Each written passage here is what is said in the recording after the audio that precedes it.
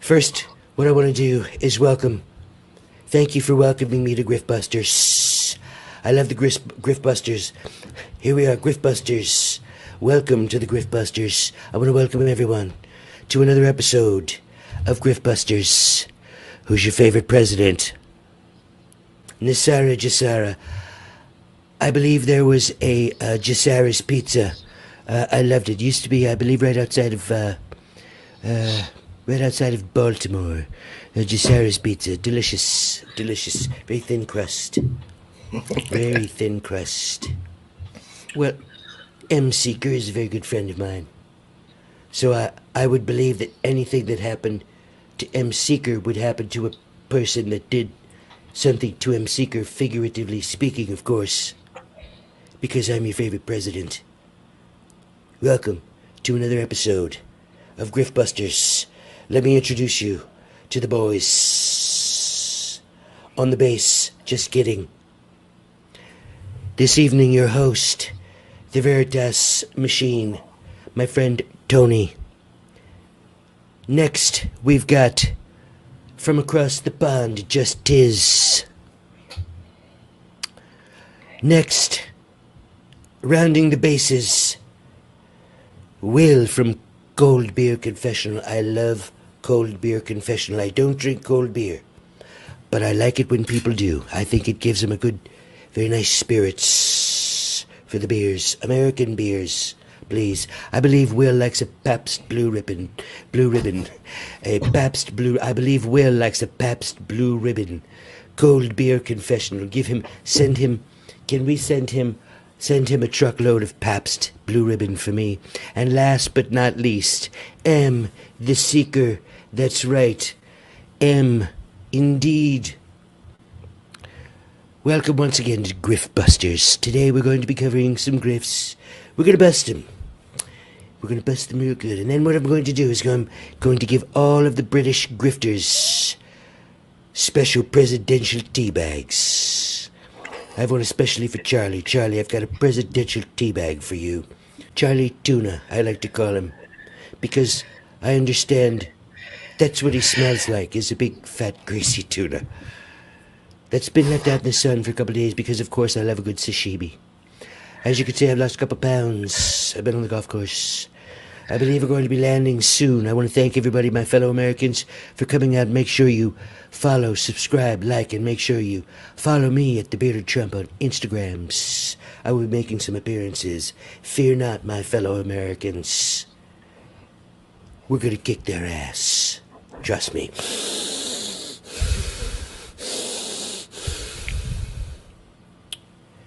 Bearded Trump, out. All right, thank you very much. Thank you so much to the Bearded Trump for making an appearance for us here today on episode 2 of the Griftbusters. I am Tony D, your host. Welcome again to yet another episode where we bust the grifts, bring them out into the open, break down the facts, and ask the questions. We're going to bring on a couple of my buddies here, and we're going to get this show on the road. Let me get over here into the right area so I can start bringing some on. First up, ladies and gentlemen, Mr. Just Tiz. How are you doing, buddy? Welcome. Yeah. Here we go. You ready to do this? Yeah, man. I'm very excited. I'm so ready. I know. I think we're all pretty fired up for this one today. Next up, another OG, ladies and gentlemen, M. Seeker. Look at that. Look at that. You look like you're on the cover of something, bro. Look at that. We love it. M is with us. How you doing, buddy? Yeah. I'm all good. Ready for the Griftbusters 2. All right, ready to rock and roll. And last but not least, our in-house producer extraordinaire, straight out of Tennessee, 24 surveillance cameras deep, and enough hardware to make Somalia look like a daycare center. Our buddy Will Bird from Cold Beer Confessional. Hey, what's up, man? What's up? Awesome. So let me see if I can frame this up so all four of us get there. There we go. All right. Well, gentlemen, we've had quite a week. Some of the things that we want to cover are we're all going to go around the horn, do something individual, but I think we need to address something first that had started with something with M. So I believe, M, you had something to say about this, and then we were going to all sort of go round robin, and we're going to take a couple minutes and chime in our opinions following up with M. Do you want to explain the situation? Are we going to show a video? Sure. Let me know. Obviously, I made the 30 Reasons video, which I'm sure you guys are all aware of by now. If not, you guys need to go and check it out.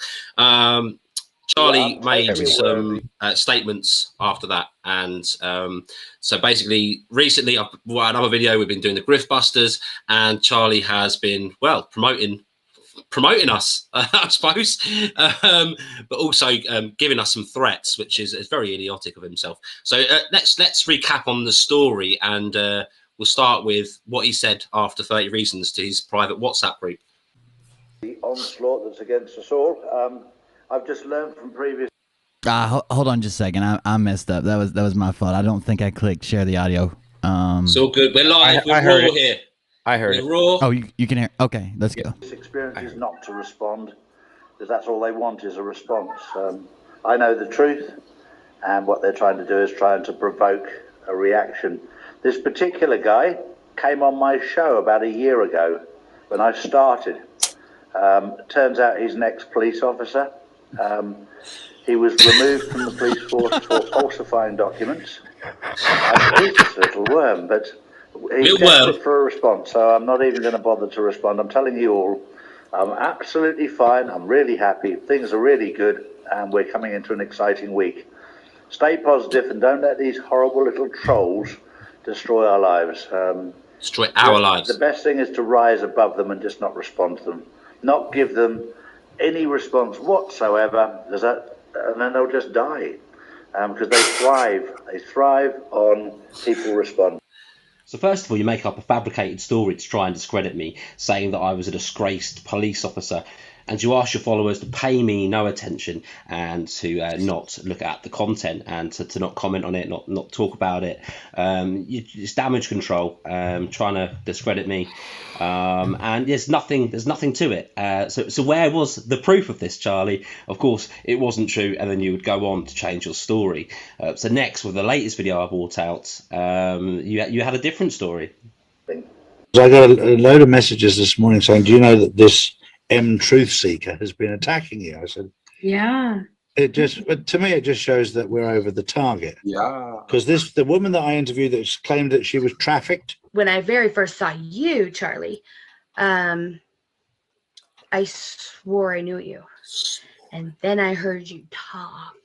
Oh boy. And I swear to you, that's the part that gets me on a private plane. Going to one. I wish I had a map right here with me. Hold on. Did Sabrina just say she recognises and remembers Charlie Ward from the private jet from when she was trafficked as a child? There's an island that's down. Did you go to many islands? I went to islands, but they were in the Far East rather than the Caribbean side. Huh. I went to them all over the world. The Philippines. Thailand, off those coasts. Is there one off of Japan? Not like Okinawa, but like if you went further out, just a little bit. Suddenly he became an almanac. But I've never been to those ones. You've never been to those, Kate? Because that's where I keep thinking. He but was anyway, only the Far East, but also in the Bahamas, right, like, Will? I could be wrong, but I swore.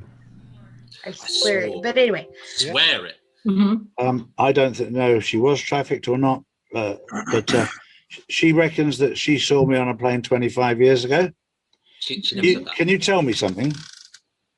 That was me 25 years ago. Would you recognize me? No, absolutely I not. remember your voice. Nope. Exactly. I just got my lawyers onto it this morning. I said, fine, this is who it is.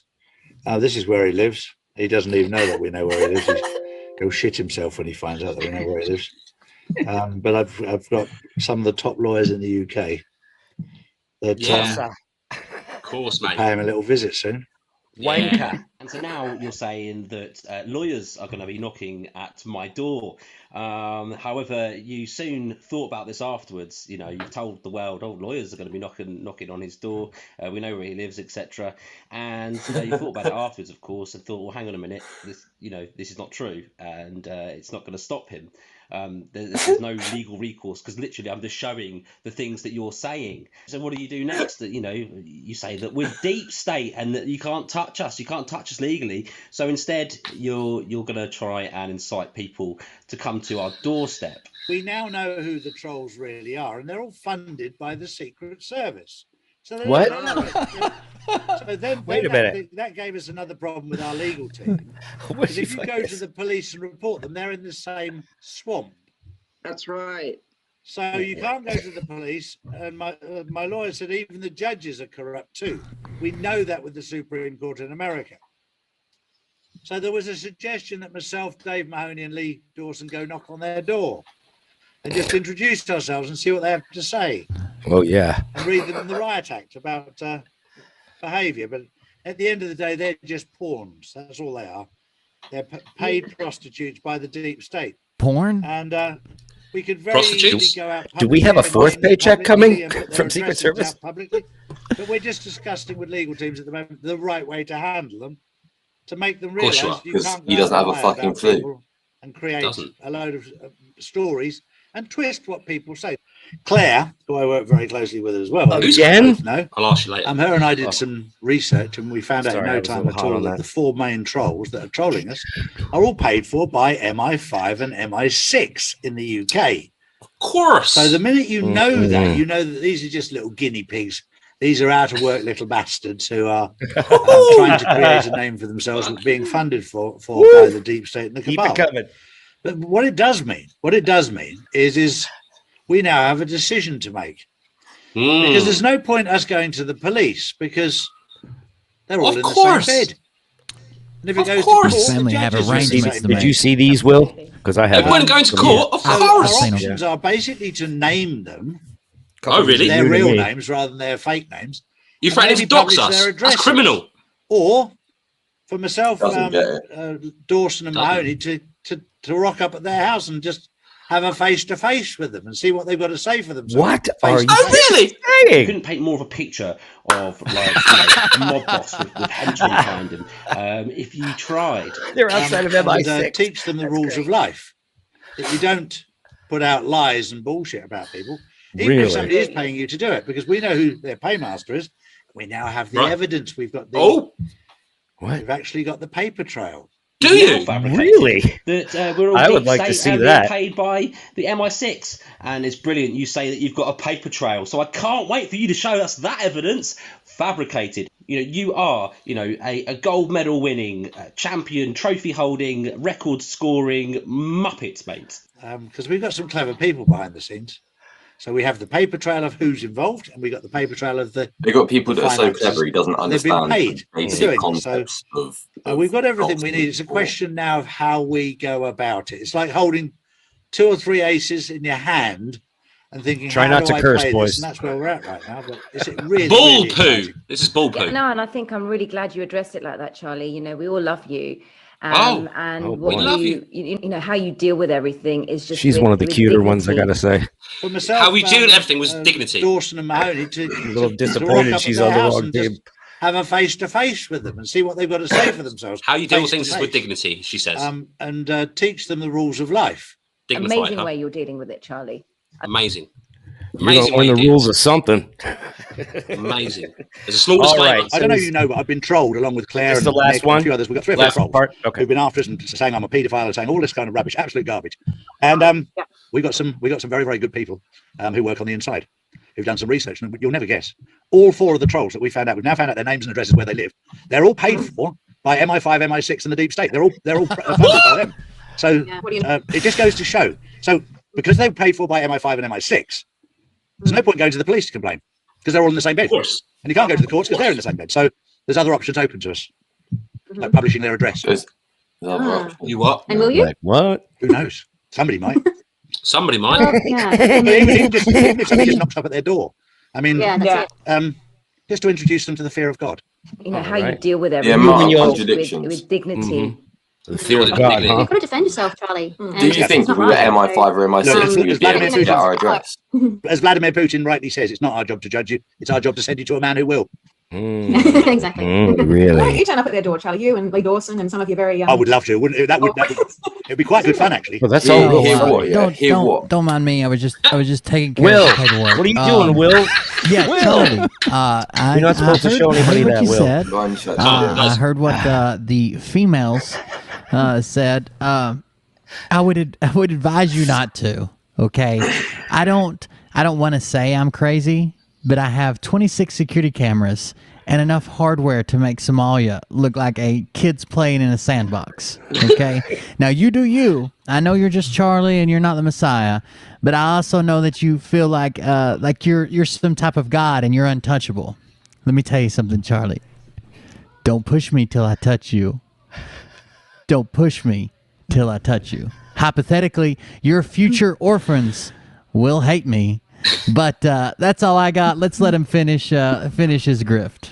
Do you ever get fearful about anything, Charlie, anymore? Sorry? Do you ever get fearful about anything in life anymore?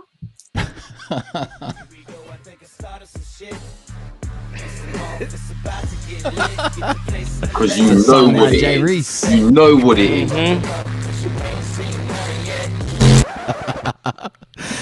Really know. The other thing is we're getting an awful lot of people asking us about gold and silver. And I've always been anybody who would lie and do this type of stuff for money and just go out and talk about people and stories for money. They're despicable. That was another quote from your video, Charlie. How much gold do you get when I buy a piece of gold? How much gold do you get? Don't make me touch you, Charlie. Everybody is touchable. Nice little gift, but this is not an endorsement. This is just what I have done personally, and it's up to you. It's your choice. As I said, I'm not qualified to give the advice, financial advice, but it's just what I have done personally. And I hope you enjoy That's a good clip, Em. And I hope you enjoy watching all of my videos. Thank you. Well, absolutely. We hope you enjoy those videos. So, guys, what we're going to do is we're going to go round robin. All right, I would like to go round robin, starting with M, with his quick reaction to this latest, in just a couple minutes, just this latest thing that has happened, this latest threat. I think we'll start with you. Thanks, Tony. Yeah. Obviously, I gave some of my views in that video. The thing is we just showed him saying I was a disgraced police officer that was fired. No evidence, fabrication. And then he said, lawyers going around his house, you should be scared. Then he thought, oh, shit, that's not going to work. And then he's changed it again because he's realised, well, hang on, that's not going to do anything. So then he said, right, well, we found out that all four of them, because now obviously we've done Griftbusters, and he started seeing Tony's and Will's videos, and he already knows about justice. I mean, he did an interview with him, so he's seen us all together, and he's like, the four of them, you'll never guess what, we found out that they're deep state cabal and they work for the intelligence. Of course we do, Charlie. And he's saying that he's gone, he's got his lawyer involved in that, and his lawyer has, informed him that these guys are deep state cabal. There's no point in taking legal action. Bull poo, man! Like, come on, no lawyer is going to say, look, these guys are obviously intelligence assets, so there's no point in taking any legal recourse. It's just muppet behaviour. And then to go from that to saying, he's saying he's getting legal advice, but then he's going on saying in multiple videos, I didn't even show all the videos, there's more of them. He's doing this in every single video, going, people have attacked me recently. We found out the deep state agents. We've got two options. We could go to the house. We could publish their information. This is illegal. This is called doxing, right? And then to say that he's going to turn, I mean, he doesn't have a clue. He doesn't know because the tip-off was him saying that, first of all, I was a police officer, and I knew that he didn't know anything. And then for him to now say that I've got a paper trail. Guys, wait for the evidence. Ask him for that evidence. That there will be none because it's fabricated.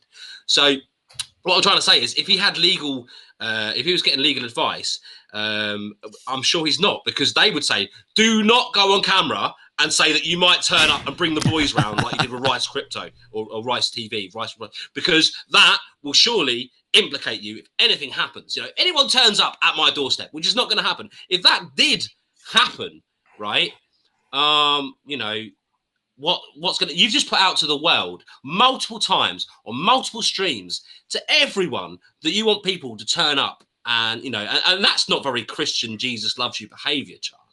Come on, that's not very, oh well, you know, I'm all about the truth and everyone should speak their voice. You know, all I've done is shown what you say.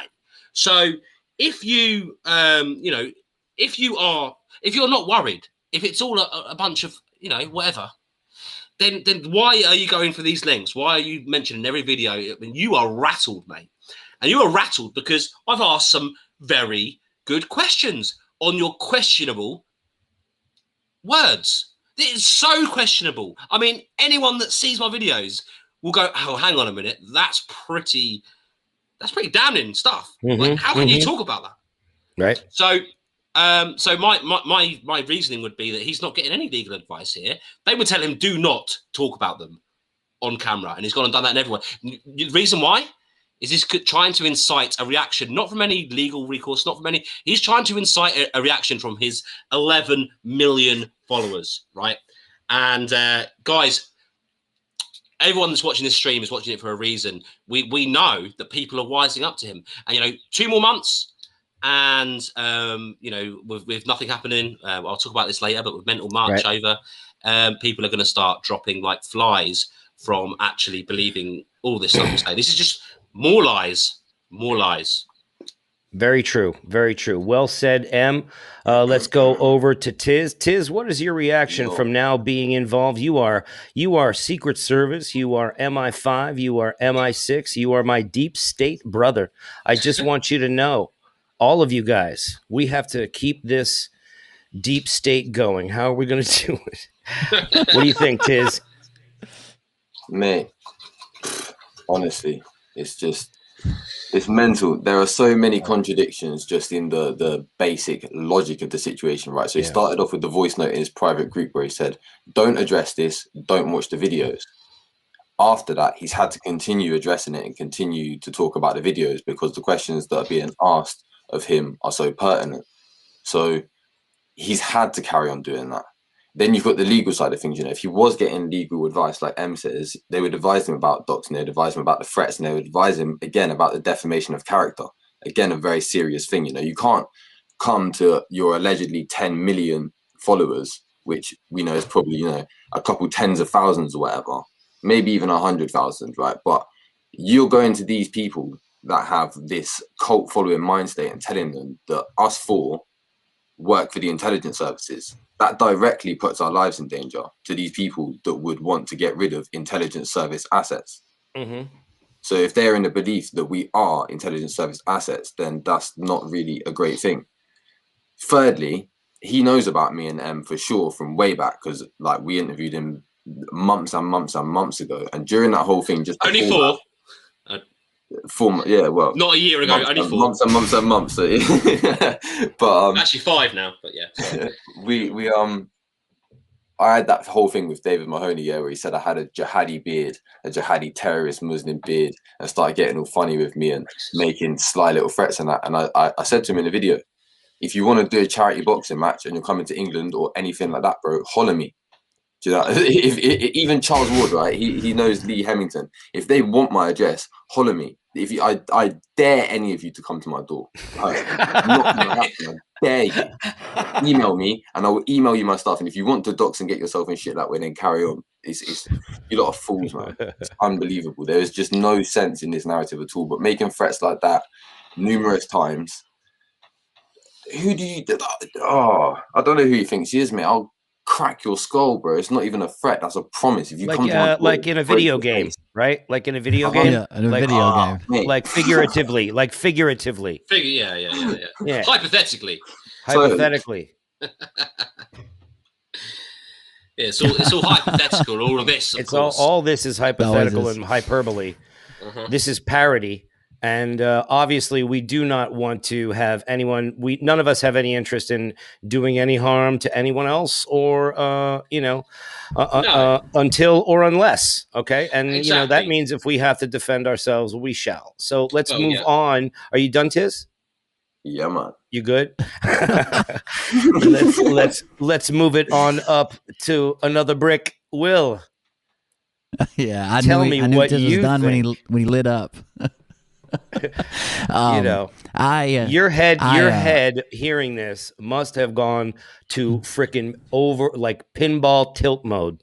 Tell me what you're thinking. Yeah, for sure. It definitely triggered me. So it got me on the trail. I started searching everything I could find, all the videos I could find. I found quite a few of them actually. Like him found of him talking about us. But I would like to start off by telling everybody that welcome to Amazing April, because there's going to be more stuff that happen in April. And never forget. Never forget, this is all pantomime. And it's all of its pantomime. Other than that, what you guys call a podcast, some attorney one day is going to call incriminating evidence. So I'm just going to plead the fifth on the rest of it. I think you got to have said your thing. What I want to ask you also, Will, and just in addition to that, can you just sort of give people an idea of a little bit of your service record in the U.S. military, and that you are a veteran now, and that essentially what has happened here is that Charlie Ward has gone on to not only attack myself, who's an American, right, but also two other of, two British citizens, 2 Americans, but more importantly, something that he does not realize, a line that he has crossed, is to threaten a veteran of the U.S. military. Can you please tell us about your military service, Will? Yeah, one thing that you may not realize, especially if you're watching from like M or Tiz's home country, is in the U.S. Like it's usually, if someone's got a decent service record, it's usually not good to say anything negatively about them like this, especially if you're claiming to be a patriot, to have a patriot stream, to be out there for the conservatives or Donald Trump or whatever he's claiming. So I have a completely spotless service record. So served in the United States Army, multiple combat deployments, and I'm fully disabled combat veteran now. So he's picking on the disabled veteran in the corner in front of all of his patriot fans. But I do have legs. That's very important. He does. So another thing on that, haven't you had some experience with doxing previously that you could sort of fill the audience in? I don't think we got a clip of that earlier.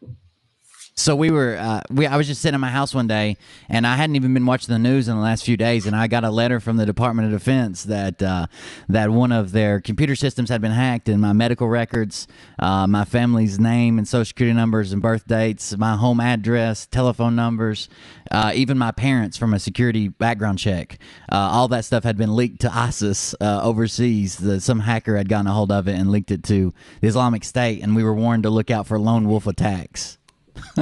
So I don't think Charlie holds a candle to ISIS, but still, I'm always on guard. Well, we really do appreciate your service, and of course, our veterans here are some of our most revered citizens that we have. Charlie, that's true. So before you go effing with somebody, why don't you make sure that they don't have an impeccable service record before you go in on someone? You fool. Now, here's my spin on it. Please come to my door. Please. Charlie, please, with Mark Mahoney, come over, knock me up on the door, knock me up. And, that means that's something different in British speak, by the way, from my American. Knock me up means get you pregnant, and when you say it in American. So don't do that, but do it the other way. It's like a wake up call. And first time I'd stayed in a hotel, they're like, "We'll knock you up at 7." I'm like, "You will do no such thing." So warning for any future travelers. I'll be up at 6. London. Right, I'll be getting up a little early and waiting for you behind the door, mother effer. So, you know, my opinion is this: is that, you know, doxing people and threatening to dox people shows to me that this is a desperate man who knows that he is now caught by people. There are copious amounts of information and data that we get sent to us on a daily basis, right? About you, Charlie. So, Charlie, again, would you like my address as well? Because you go ahead and email me, send me a note, send me a little something on Instagram or whatever, Twitter, Parler, and my OnlyFans, which I appreciate your membership to my OnlyFans, Charlie. I do appreciate that.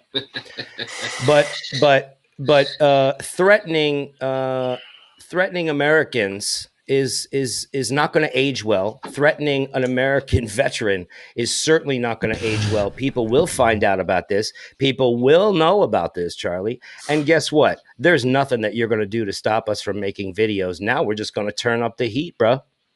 You have you have just threatened all four of us. So now what are we going?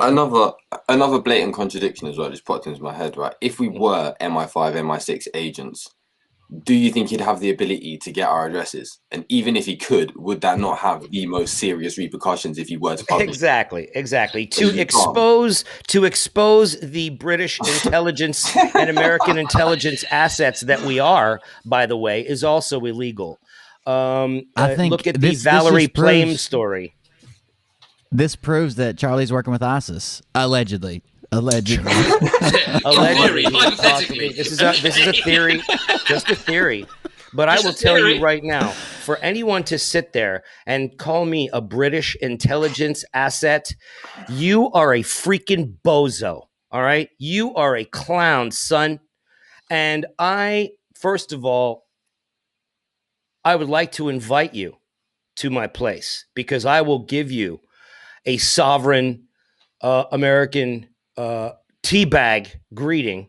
And let me say, we have a presidential one that's been offered from Mr. Trump with you and you. Okay. So look, Charlie, you have crossed the line.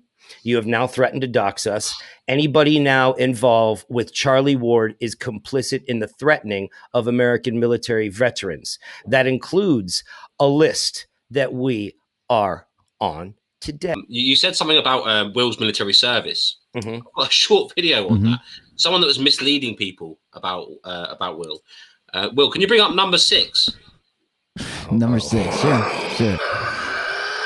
Right, so there's a guy that you know. So I'll give you a little bit of context. Will's background. He's going to give you some context now, and then we'll go into a guy that was misleading people because he didn't have the full picture. To be fair to him, I think that there was some misinterpretation of information. Let's have a look at this. I am glad we're finally calling him out, though. Sons of bitches. Will, do it. You're a disgusting piece of shit for taking the Purple Heart. Beep. Again, the award no one wants, but everybody respects. The one that's shipped home to your wife or your mom or whatever family you have left when you die overseas with a flag.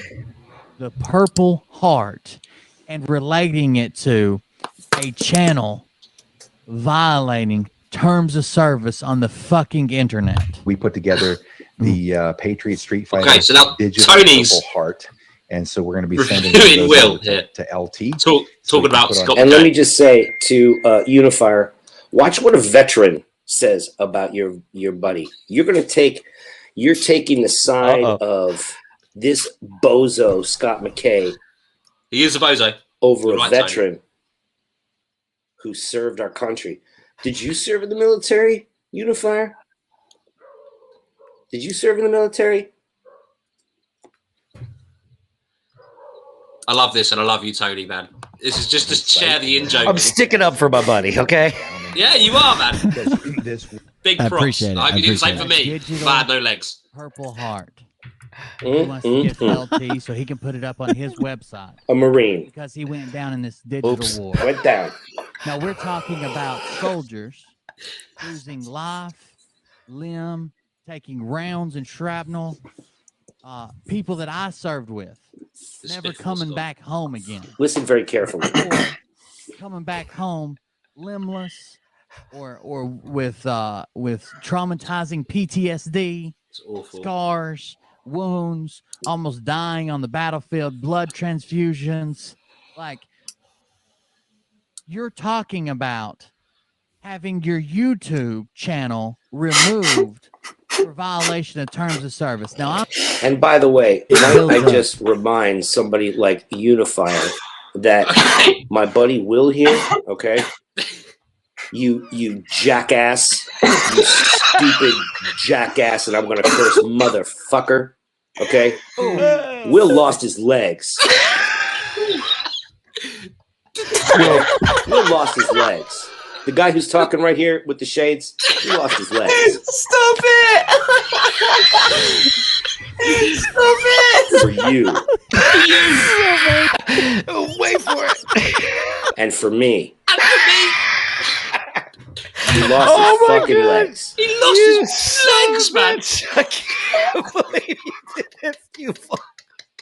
And he still has the mental acuity and strength to pull it together and be here and do this. Small disclaimer, he hasn't lost his legs. Will has his legs, okay? We are not sitting here laughing at Will not having his legs. Yeah, Will everybody's has pretty his quiet legs. now. Yep.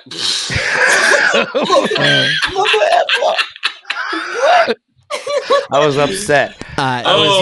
So real quick, Tony, there used to be there used to be a time where my chat would go out and they would troll people who were live streaming, and they would try to get them to wish me a happy birthday or say my name or something like that. And if they wouldn't, they would say, but he's disabled. And if they still wouldn't, they'd be like, he went to a protest and they stole his wheels off his wheelchair. And that's how that all got started. And then it's went downhill since. Tony, I'm sorry, man. That was awesome. But I did ask these guys. Thank you guys so much. I think weren't- my face is redder than my hat right now. It's But all I'm good. colorblind. You were sticking up for one of your own. I was sticking up for Will, and I got in there, and I had to find several different firing positions when I was in there in that fight because I was heavy deep in the fight, and I had to pull that guy into the sewer, and I had to beat the crap out of him. Mate, you did a great job. Tony. And I hope you do the same for me, even if you have to say that I've got no legs to stick up for me. But you don't need to do that because I'm a cool guy. There's plenty of good things you can say about me, but you know. That's true. What's up, Will? What were you saying? Do you remember? You remember when you were like, "How tall are you?" I know. Live stream I was doing walking around. Yeah, he's doing a live. He's walking. I'm like, how is it that your head's coming off close to that doorway up there, bro? Crutches, stilts. How'd you do that? Stilts. All right. Well, we have moving on here. We've got some coverage. Each of us have gone through our selections this week, and every week we're going to come up with our picks of the grifters of the week. And I think that's a great way to put it. Is we have our selections for the grifters of the week, and we are going to start with Tiz. Boom, bam. Well, yeah. Bit of an anticlimax after that. I feel fucking hell. That was probably right. Not who you're bringing up. I'd imagine most of you know the man on the left here and the man on the right, to be fair. This is Tom Numbers on the left and David Rodriguez that he's here with. It took me like a little while really to think of what I was going to do, and it was like a little last minute thing really for the most part, so you have to bear with me. But I thought I'd touch on Tom Numbers because for me, what he's promoting and what he's doing and what his channel and the practice that he promotes causes is an exercise in ignorance. And what I mean by that is, for the most part, it causes this duality where people either listen to what he's going on about, and because it makes absolutely no sense, they're like, yeah, this is BS, I'm not dealing with it. Or they start practicing it the way that he's practicing it and end up just making these, well, doing what he does, and it doesn't make any sense, as I said before. So yeah, for me, numerology, gematria has its place. It's worth knowing about. The powers that shouldn't be, these elite factions that the people here speak about trying to go against and take down and expose and whatnot do utilize these different methods. And yeah, I feel like it's important to not dismiss it because of nuggets like Tom Numbers. And he is prolific. He is the worst, most, the arrogance that some of these people have is incredible. I have no idea. And the ability to not use a basic Google search or something, you know, he's been about for the best part of a year and a half or something. He was promoting the Gregory Hallett stuff with Charlie Ward at the very beginning, saying, yeah, the numbers point to Greg. They do. The numbers all point to Gregory becoming the king. And I mean, he doesn't even seem ashamed of it. So I don't know what sort of mental deficiencies he's actually got going on, because he doesn't. He has no shame there whatsoever. He mentioned it in the in a speech with Charlie Ward not too long ago, and he's like, yeah, you know, the first lives that we did with me, you, Jack Kidd, and Greg Hallett, and Charlie's like, yeah, don't mention that, mate. So yeah, let's have a little look at Tom just introduce himself and what he does. Oh yeah. What you got, Will? So of course I had to cover my arch nemesis, who would be the Patriot Street Fighter, Patriot Meat Diver, Patriot, whatever you want to call it. I ran into this guy. I've told the backstory before, but yeah, of course you heard I'm a veteran, blah, blah, blah. I do not have a Purple Heart. But there's a lot of people who you can technically pencil whip a Purple Heart. So if there's somebody shooting at you and you fall down and bleed, like you scrape your elbow, right? You could technically pencil whip one of those, but most people do not. Most people reserve it for the most catastrophic of injuries, and it very rarely does. But technically, you could have had one. If I went back, yeah, I've been injured over. I mean, like I caught a piece of shrapnel at one point. Like I could have had one for sure, but. I wasn't trying to pencil whip. I wasn't trying to do that whole thing. So, but when I saw, did you hear that, Charlie? Did you hear that, Charlie? Did you hear that, Charlie? Sorry. When I saw that he was giving them out for people who lost their YouTube channel, I sent him a message on Twitter. I tagged him in it, and I said, hey, man, I've lost people. I know what it means. I've served. You say you respect veterans. You want to take care of veterans, that they should be at the center of everything within the government and society. I'm just telling you, this is not right. You need to stop doing it. He responded back, good for you. Good for you. So then I decided to start making videos. So I made my first video called Scott McKay is POS, and I threw it up on YouTube. And the day after, his channel got banned. So he went to Google and searched his own name, or to YouTube and searched his own name to see what channels were available. And my video was at the top of the search list, and he found it. And then what happened after that is nothing short of amazing. Let me grab it right quick. You're going to see my screen for just a second, but let me grab it. Where did I put it? Sorry, I got it in a different folder. Give me just a second. It's all good, Bo.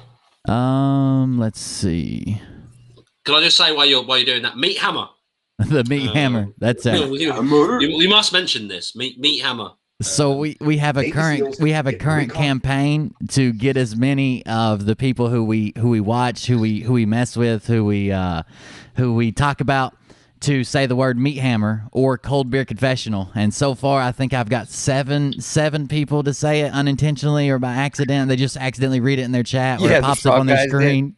The fraud guys the fraud guys actually said, fake McKay Meat Hammer, Cold Beer Confessional, because they just read everything. But here's what we got. This is the clips I put together. Now, can I ask you a quick question before you play this next clip? The quick question is this. Is a tomahawk ribeye considered a meat hammer? I would assume not. I think we're talking about a very specific member. I feel like now I've guided the audience to know what the actual definition is. The old flesh weasel. There we go.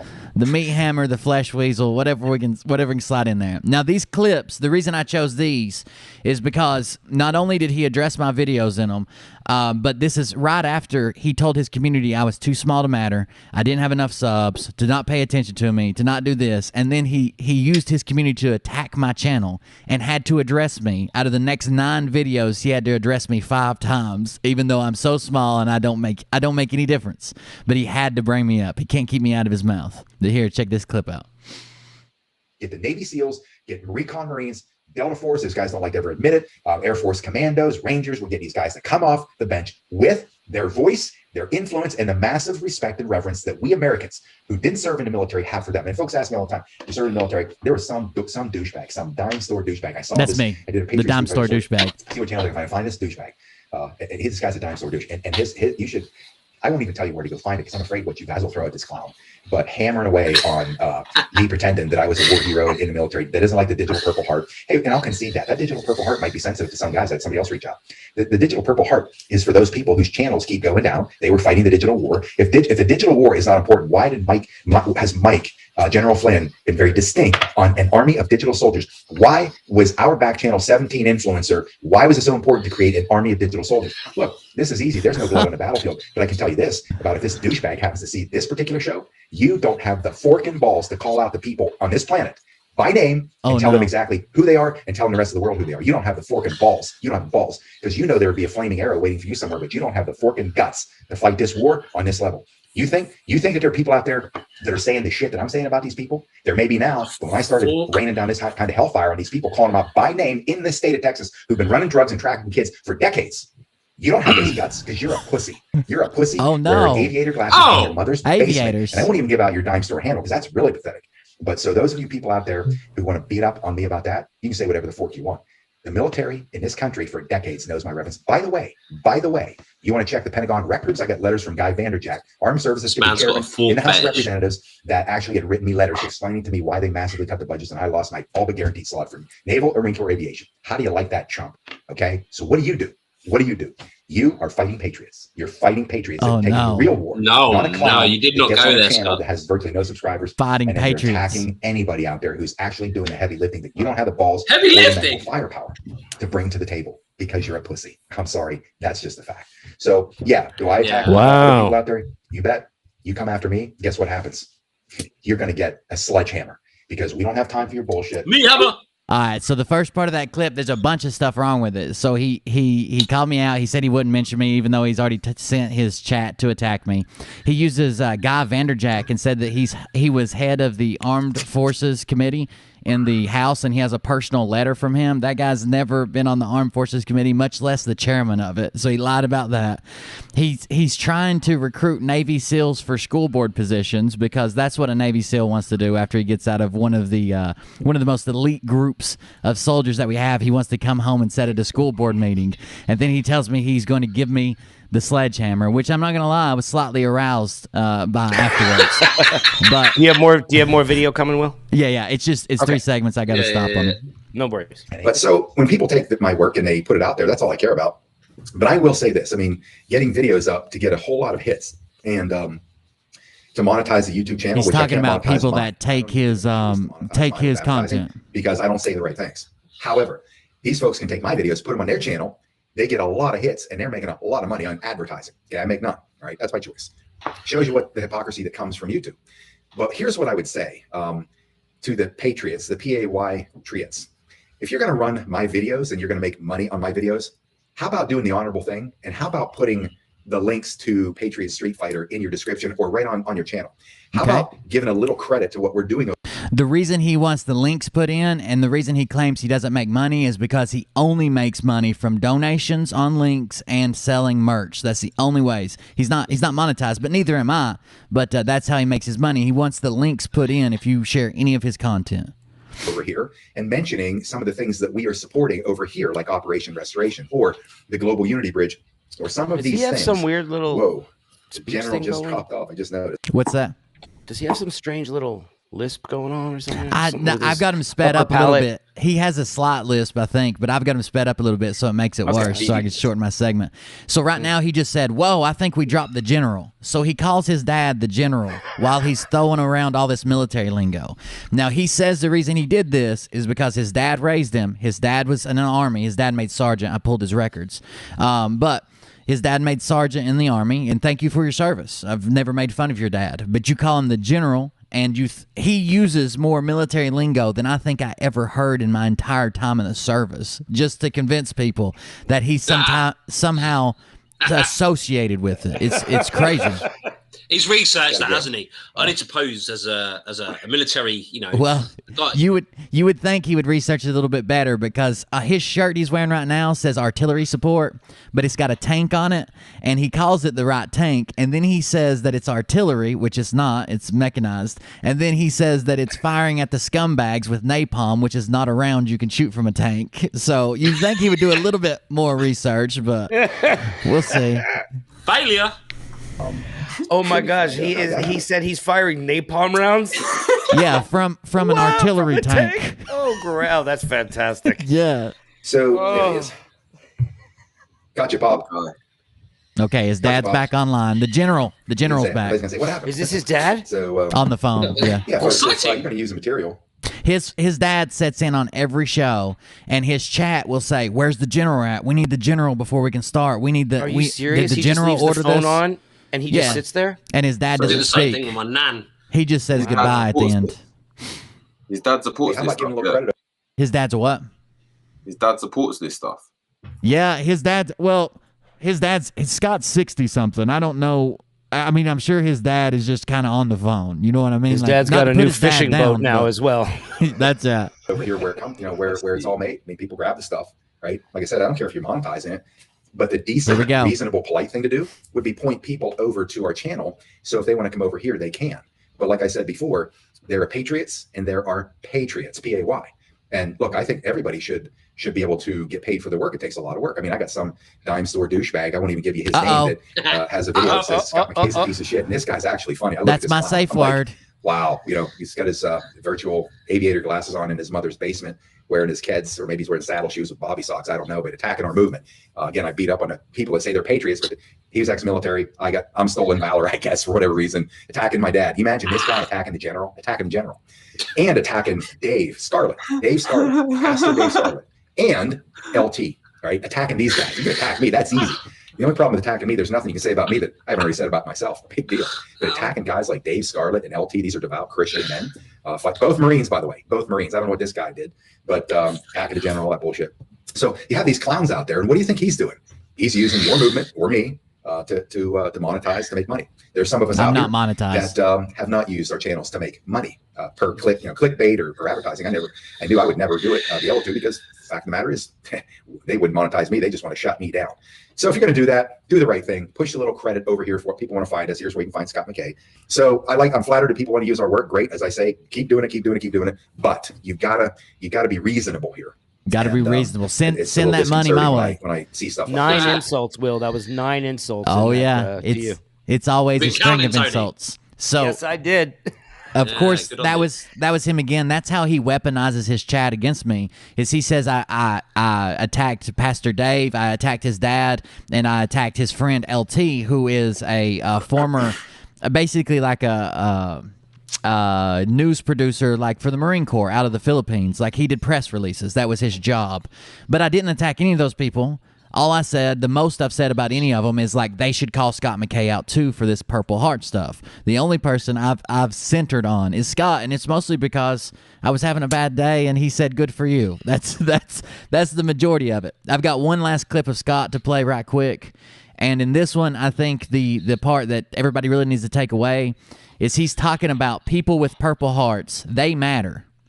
But this guy, or people that don't even have a purple heart, this is a bunch of nonsense. This is a bunch of nonsense. Like, I can't have the respect for the purple heart that I have because I've shipped so many home on top of coffins. Like, it's not mine to have because I didn't take a purple heart. It's theirs, and they're the ones that need to stand up to Scott. But get overly sensitive at times about things that I say, like the digital purple heart. I should address this again. I get it from soldiers who have a purple heart at times. Other guys just dipshits like this guy. I won't even tell you what his name is. He's an idiot. Attacks me all the time. Scott McKay is a piece of shit or whatever. These people are clowns. They don't do anything useful in the world. But the digital purple heart. These are all he does when he refuses to give out my name is cause people to look for me. Like all he's doing is bumping the search algorithm. just kind of some housekeeping. Like Charlie Wall with Griftbusters. This is where people got to stop this nonsense of being sensitive to every single thing somebody's. Look, for one guy, Snowflake. I had a great letter from a guy who's a veteran, Vietnam, Purple Heart. Everybody knows where I stand on this. These people are held in incredible reverence. I don't do these things out here because I take it lightly. If you don't understand this, this is not dangerous for me. If you haven't figured it. He says, Okay, so I have people in my chat all the time saying he does not compare the two. He's saying one is different than the other. He's never said they're the same. He just said the reason we have digital Purple Hearts is, in case you haven't noticed, this is not dangerous for me. So he is directly comparing that. I may lose my arm in battle, but he may be assassinated by invisible aliens or ninjas or some shit. Like who knows? But it's not dangerous for him.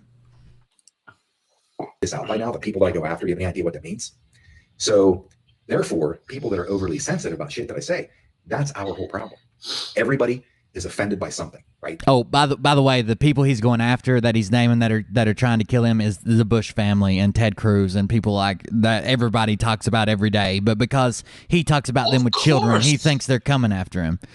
Of course. Let me tell you, if you are being hunted down by the U.S. government, the worst possible move you can make is find other people that are supposedly being hunted down by the U.S. government, like 107 and David Nino and all the other grifters, and then say, hey, we're all meeting up in Las Vegas and we're staying at this hotel. Come see us. Like, they live streamed where they were at, where they're eating at, the bar, their room numbers. They live streamed it all. How was the government not able to find them?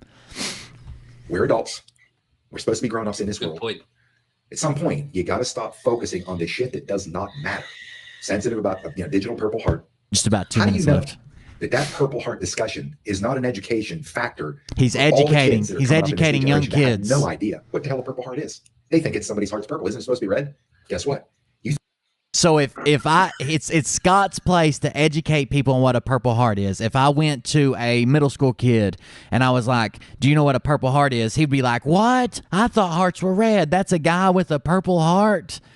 No, but I can tell you what it is. Scott's educating on, if you lose your YouTube channel, I'll send you one. I think that they're going to be clued in on the sacrifices that people paid on the battlefield of world wars, Vietnam, Iraq. Do you think they're going to teach them any of this stuff? Of course not. Us having a digital Purple Heart for people who got taken out of action on this digital warfare battlefield. If I get a chance, I'm going to ask General Flynn when I meet him in Tulsa, see if he's offended by it. In my opinion, it keeps it alive. It keeps the discussion alive. And what is a real what's that? Well, a Purple Heart, little millennial or person, skull full of mush, is soldiers who've gone into battle. Skull full of mush. And they get wounded. They've taken wounds, some devastating, catastrophic. They're awarded a Purple Heart for the sacrifices they made for the nation to the point where they're actually injured in battle. That's a Purple Heart. Wow, really? So what's a digital Purple Heart? It's our version of people who were taken down on this digital battlefield in honor and respect for the soldiers that took live fire and had physical injury. So we want to be like them when we grow up. Go ahead. So hang on, like he's giving this like graphic description of how important and how the Purple Hearts are, and how much they mean, and what the cost is to get one. So where does he go from this? I'm interested. Obviously, I've not seen the rest of the clip. Yeah. Is he going to go? Yeah. So it's the same with YouTube channels being taken down, and I'll give them a Purple Heart. Because it's just like losing your limbs in war. Like, he speaks very carefully. Fish, man. He speaks very carefully. So the next thing he's going to say is, "So we're giving honor to that by handing out these Purple Hearts." But he also said that it's educational, and he said it's not dangerous for me. So is one dangerous and one not dangerous? Is that not the same fucking thing? If it's dangerous to be a soldier, and this is not dangerous to be a streamer making shit up for donations, is that not one and the same? Bro, he's a digital soldier. Don't get yeah, he is digital special forces. He could be losing limbs all around the place. That's he already. He's got no legs. That's right. That's right. Well, he did have to take a wheelchair to his airplane to catch it to Vegas. I saw that on a live stream. He couldn't walk that far. To be fair, I've never seen his legs. He has them. Like I've never seen yours, Will. We're still waiting for you to prove you have legs. Never. And one more thing, he says that he's gonna bring this up in front of General Flynn. But strange thing, he's talked to Mike Jaco. He's talked to other veterans live on his show, and he didn't bring it up to Mike Jaco, the Navy SEAL, with an impeccable service record as well. I very seriously doubt he's going to bring it up to Mike Flynn on camera. He might say, "Oh, I talked to Mike Flynn. He said it's good to go." But I very seriously doubt he's going to bring. He's had the chance to bring it up in front of soldiers before, and he does not. We're no longer kids. We want to grow up and be just like our soldiers who actually fought in battles and earned the real Purple Heart. So again, people just got to stop this nonsense. And again, I'm not. Let me say, veterans who actually have a Purple Heart, it's not nonsense. It's not nonsense to you. It's not nonsense to me. I greatly respect, truly. And again, anybody who knows my history for decades, you wouldn't even bring this up to me if you know what I've been doing for decades in defense of the soldiers in this country, in my reverence for them. Those who don't have a Purple Heart, to you. That's nonsense to me, because you don't have them. Those people that don't have a Purple Heart, that's nonsense to me. The ones I shipped out, the ones I pinned on a flag, the ones that go home on a casket. If you lost your best friend in war and sent one home to his grieving wife, you're nonsense. But if you have one, you could come talk to me. I'll show you a little bit of respect. It's almost over. Why don't you focus on what John McCain never did for the VA? Why don't you focus on what the government is doing against the soldiers and not doing for them? Why don't you focus your fire there where it really matters? So anyways, that being said, but you know what? I do get people that send me letters, incredibly respectful. I keep them. The people that are just, people I'm not going to pretend that I think is okay. Boom, they're out, deleted. But the people he won't even pretend I'm okay. Send really nice, polite letters. I'd like to write. If an email, I can write back if I ever get around to it, ever discover it. But the other stuff, I just don't pay attention. All right, so I just have one more clip and then a still picture, but this next clip is very short. The only thing I want to show is that Scott McKay says that he's. So I've never said Scott McKay is stolen valor, even though I believe he's backing right up against that line, because he has made videos that said, I'm not in the military, blah, blah, blah. The first video I ever saw of him said, I wanted to join and I tried this and I couldn't get in and then I had to have a physical and I didn't take it. So I didn't accuse him of stolen valor. That's not what I did, but he gets as close as he can and he allows people to continue to think this. These next two guys are two other guys that we cover called the Froggets. And they were inspired by Scott to start a channel, and let's see who they think Scott is. Oh, I didn't know that. Yes, we listen to Scott McKay. Great. He's a digital warrior and a great guy. He was special forces. He's the real deal. Daddy's a general. Can't say that P word either, guys. And his daddy's a general. Daddy's a general. He's special forces. And this last one is just a still frame here. This is Mike Jaco and Scott. Mike Jaco has an amazing service record. Mike Jaco was a Navy SEAL. He's got combat deployments. He come back and trained other Navy SEALs. He worked at Bud's training people as an instructor there for years. He retired. He's got a full service record. And a lot of people don't want to say anything about Mike Jaco because of that. They don't want to get involved and picture and as if they're attacking a veteran. But we're fixing to start talking about Mike Jaco. Okay, yeah, I'm not. He has a better record than me. I'm not even trying to compete on that. But he's moved to the point to where he's selling $1,000 courses. He's giving people a platform such as Scott McKay. He's beyond that. So I don't want to take away from anything from his service record. If we were having a dick measuring contest, his is much bigger. But what he's doing now is still unacceptable, and it should be called out for what it is, not sidestep. It doesn't mean it makes love better. That's right. And love being, the That's truth and life, and not grifting and not taking advantage of people. It doesn't matter what records you have. Well, it does matter, and we should take that into consideration. However, you're being a hero on two fronts, Will. He's all right. So we're gonna move on to sure, do another clip here. No, that was just it. The still frame. That was just my outro. Yeah. Oh, okay. Because Michael Jaco, did you say everything you wanted to say about him too? Oh well, because I know you wanted to make a couple points about him before. Yeah, just he's going to be called out. He's the part that really convinced me that it was time to start talking about Michael Jaco is it's not like he has this record and he's grifting.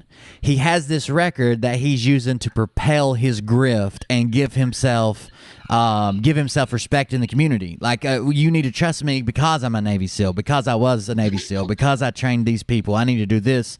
So Scott refused to ask him about the Purple Heart, but we're going to start covering some of his courses outside of his mind.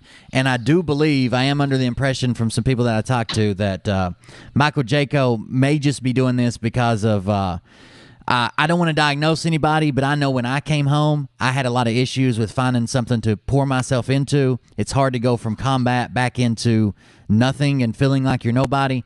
So I think he might just be pouring himself into this. So we're going to address it slow and we're going to work up to it. But I still think it needs to be called out for sure. But this is from about 5 months ago. Like I say, he was promoting Gregory Hallett.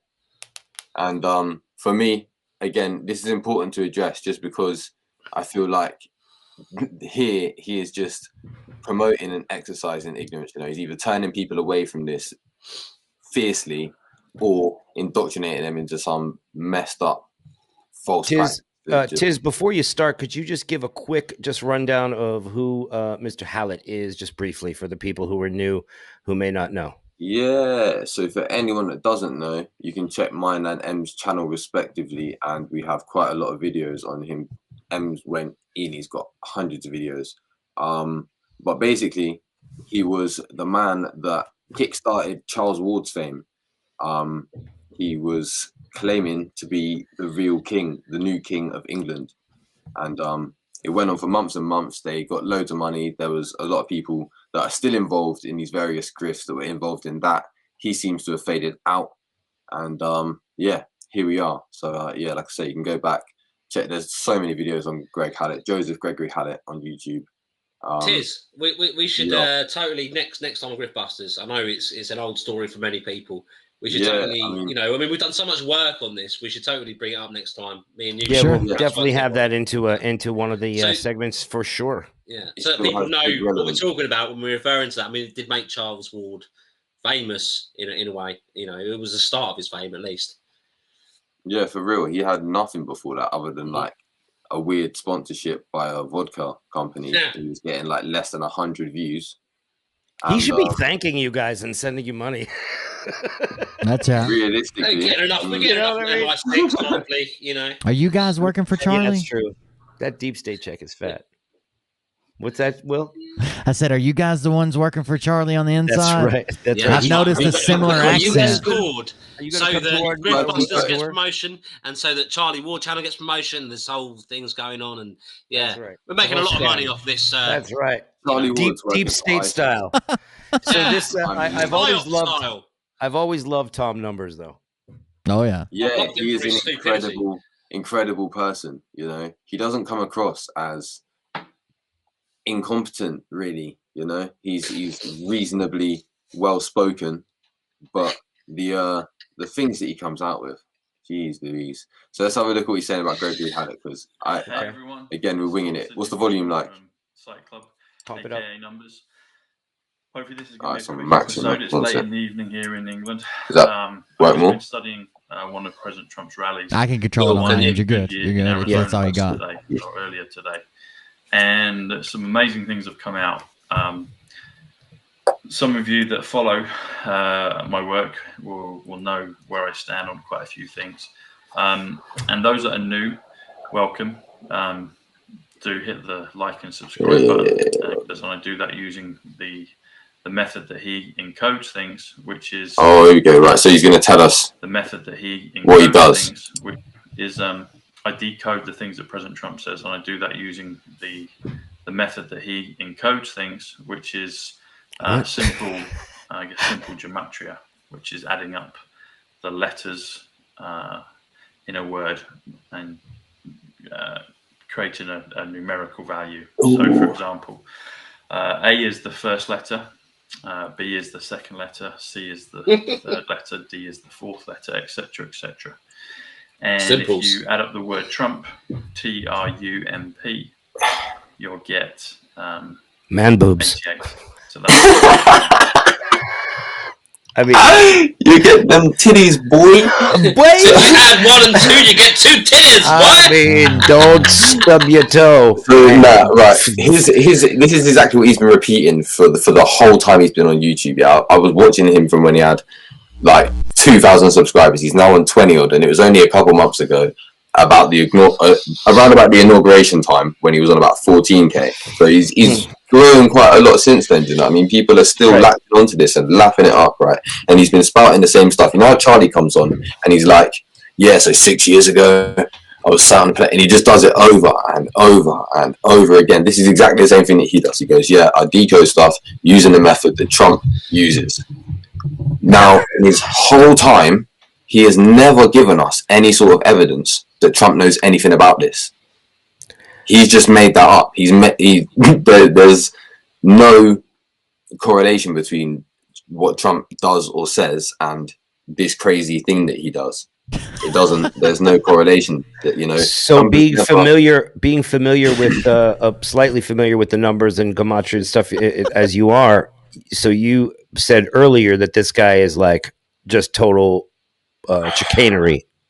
Yeah. So numerology and gematria are technically, by definition, slightly different. It depends if you want to view ancient Kabbalistic practice as occultism, but numerology is more of an esoteric practice. Gematria is basically strictly Kabbalistic practice, way of deciphering biblical codes from the Torah and the Zohar and things like this from way back. So it's ancient Jewish mysticism, essentially, when it comes to gematria. Now, there is English gematria, which was used by many practitioners like John Dee, and that is usually a 24-letter system. They don't use the J or the U. You know, the U is a V and the J is an I for the most part. So you know, you can find these things on Google pretty easily, and he's just spouting the same stuff over and over and over again. Again, there is ciphers that are used. So two of the most common ciphers is the Pythagorean cipher and the Chaldean cipher. So the Pythagorean cipher is on a 9-base system, so it goes from 1 to 9, A to I think it'd be J, but it goes from 1 to 9, and then starts again from 1 to 9 to 1 to 9. Yeah, and you develop a code from that. The Chaldean is from 1 to 8. So these are things that are actually utilized and actually used by the deep state or cabal or whatever other BS they like to label them as. But this here is mentally just not there. I don't know why he keeps spouting the same thing over and over and over again. I mean, he did an interview with is it that Tiana Islam?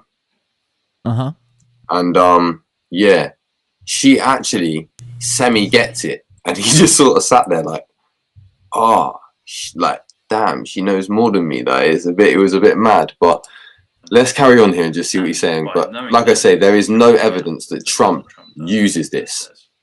Okay, so we'll get straight into it. By the way, chat said his shirt says Munchin. What does Munchin in the kitchen add up to?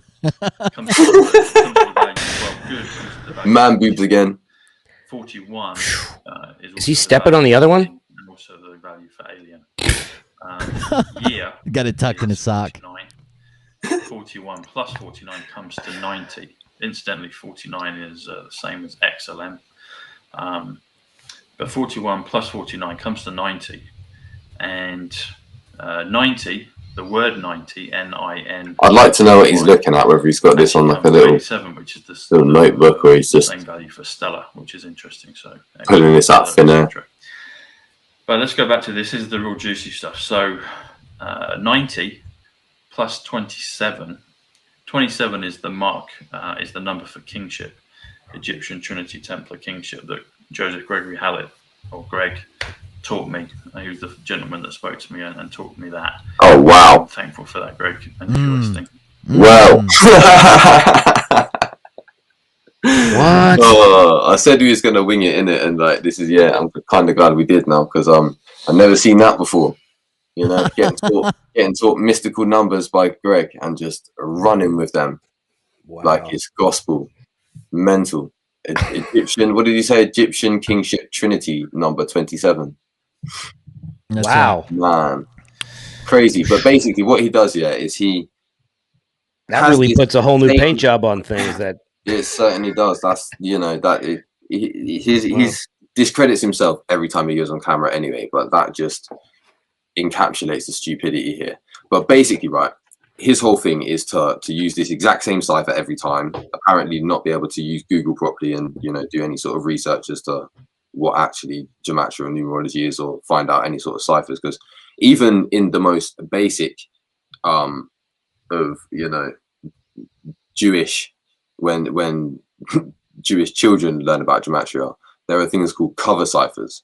So it's ciphers that are hidden by other ciphers.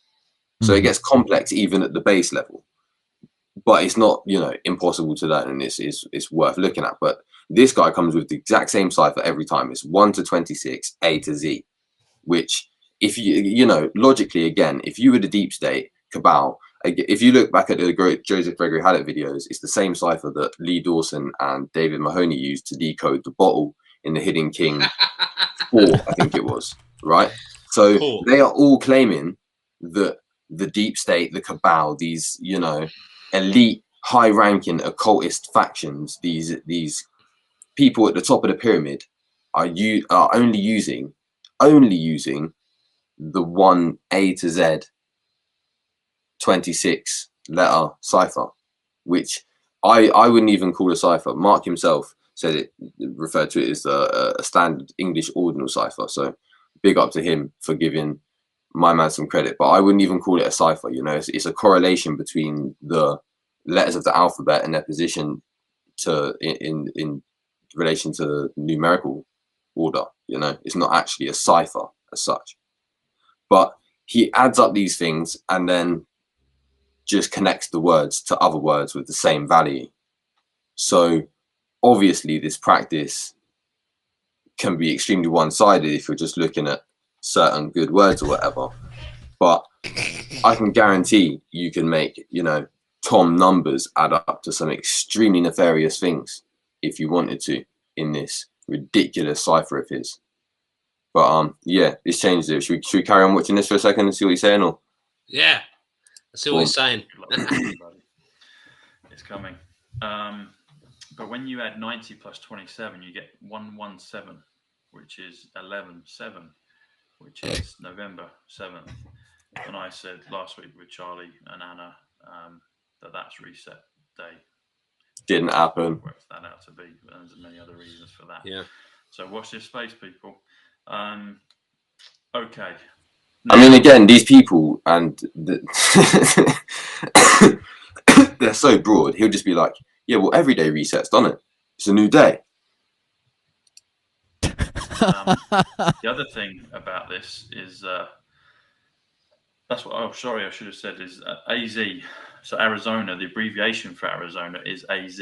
So A. Has anybody thought about showing him the Fibonacci sequence and watching him melt down? I know he wouldn't function. 1 plus 26 comes to 27, hence 27, and it's the mark for kingship. It's the number. This is what I mean. You would talk about all sorts of things like the reduction from prime factors and I suspect just all sorts of things in relation to mathematics and geometrics. Be Melania. We'll know in time. Because President Trump is 91. He's POTUS. Greg is 92 in terms of Kronos numbers as well. 91. The count. The one that President Trump refers to many times. Thank you again, sir, for everything. And Melania is 93, which is Flotus. Oh, there we go. And incidentally, my last name Bushnell is Flotus. 93, so I get to see all these things happening, and I'm grateful for the inclusion in the meanings. Okay, so also as well, if you look on my YouTube community, you'll see that I did a post about 3 days ago on at this rally, which I'm going to reveal now, only reinforces what I first thought when I first saw it. I know I've met Greg. Greg's hands, the way he kind of walks and holds himself. He does have a good skill of whispering people to sleep, though. He always puts Charlie to sleep. So have a look on. He does, yeah. Charlie gets so, I don't know. Charlie gets so bored of it. It was great. Okay, so on 14 minutes and 5 seconds, 14 plus 5 is 19, which is important as well in this. So 19 years ago. So he's relating the timestamps in these broadcasts and shit as well. POTUS 91, 19. approaches is going to reverse it all. You pick numbers out of anywhere. Just anything and everything. Anything. This is what he said. President Trump says, he points to a guy in the audience. We did an experiment with my chat on that, like my name and how many things it meant. With us. It meant everything. He says we have the King of Europe. So you break this. Who's the King of Europe? Greg's been making that claim for a while. So let's have a look at this. So has he walked into Buckingham Palace, Tom? King comes to 41, as I've mentioned already. 33 He's going to say it. Comes to 74, which is Jesus. It's also President Trump's age, 74. It's also London, which is 74. Jesus! So what is it? What does that mean? Whoa! Jesus in London. Jesus Christ! Is actually 72-year-old Trump, but only when he's in London. What do you mean by that? What do you mean, Tom? Hey, it's continuing. You got to trim his audio a little bit. Right, boom. So anyway, this so whole hot. thing, right? This whole stuff here is just you upped it. Centered around idolatry and Trump worship. Yeah.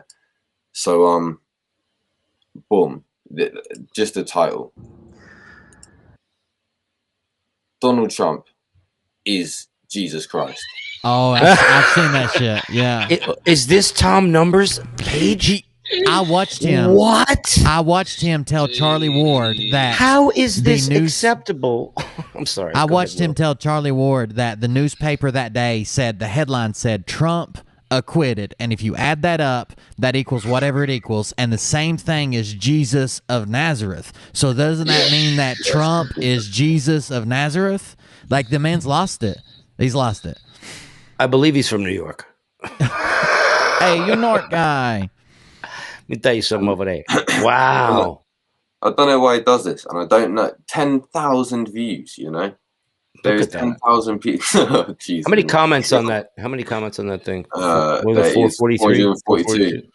441, not including mine. 1.3 thousand likes. 10,808 views. Mate, look at the like ratio. There is still people invested in this, and this is from yesterday, I think. Mm-hmm. Yesterday? I think so. It's yesterday or today, mate. I don't know. April the 1st. Yeah, Jesus, I thought this was a while ago. No, mate. No, it's from yesterday. Donald Trump is Jesus Christ from yesterday, bro. This is what it's disgusting.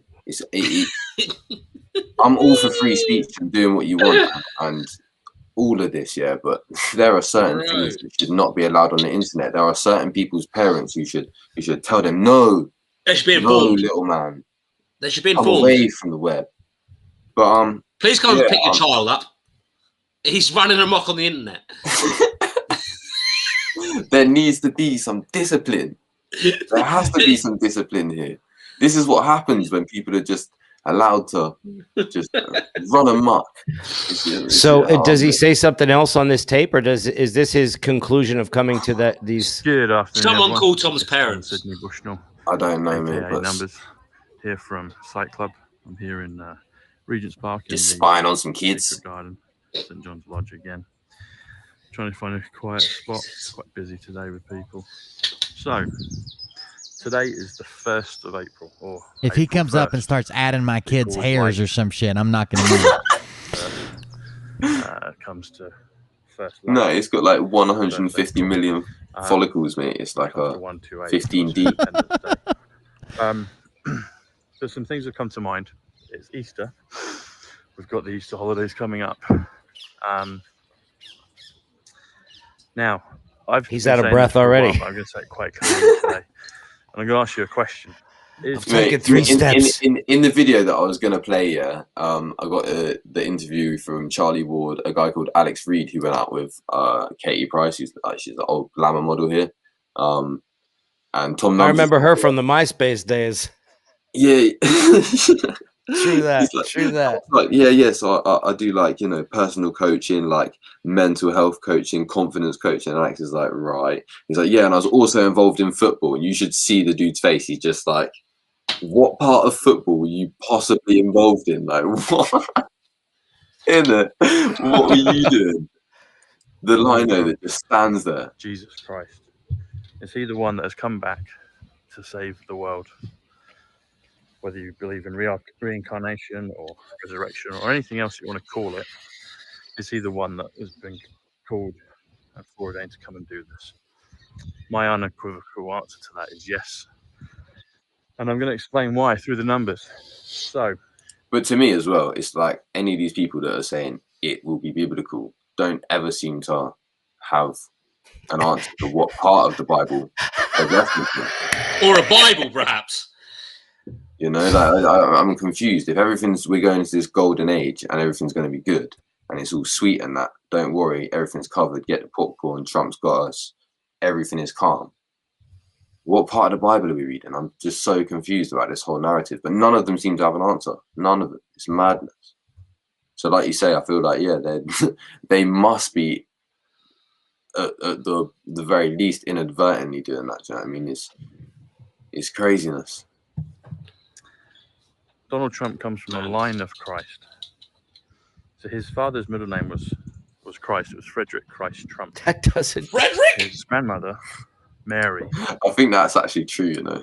Is it? No, it is, but it doesn't mean. Their name was Christ, and the great But like, I just found it funny. So he came from the line of 3 Christs. What? It might have been too obvious. As he joked about the Abraham Accord, he wanted to call it the Abraham Accord because he's also Abraham. But he wanted to. What? Whoa! What did he say? Did he just say he is also Abraham? Wow. Again, which Bible are them look from? I'm so confused. It's this is what I mean. Though it's playing on ignorance on all levels. You know, like the comments here, absolutely fantastic, Tom. Thank you, Tom. Tom, I've always known. I'm 61 years old and swear I felt for the longest time. I knew I feel him. Oh my God. My 3-year-old grandson said, "Look," as he pointed to the TV. It's God as president. What?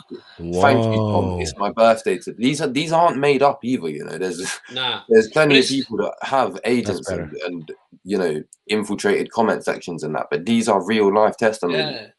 This is the thing, though. We saw the same thing with Greg Hallett, and we see the same thing with Charlie Ward, don't we? You know, with the cufflinks scenario. You know, he got gifted a pair of cufflinks from Donald Trump, and they're all going, "Oh, you so deserve this, Charlie. Can't wait to see you at the inauguration." You know, this is not new to us.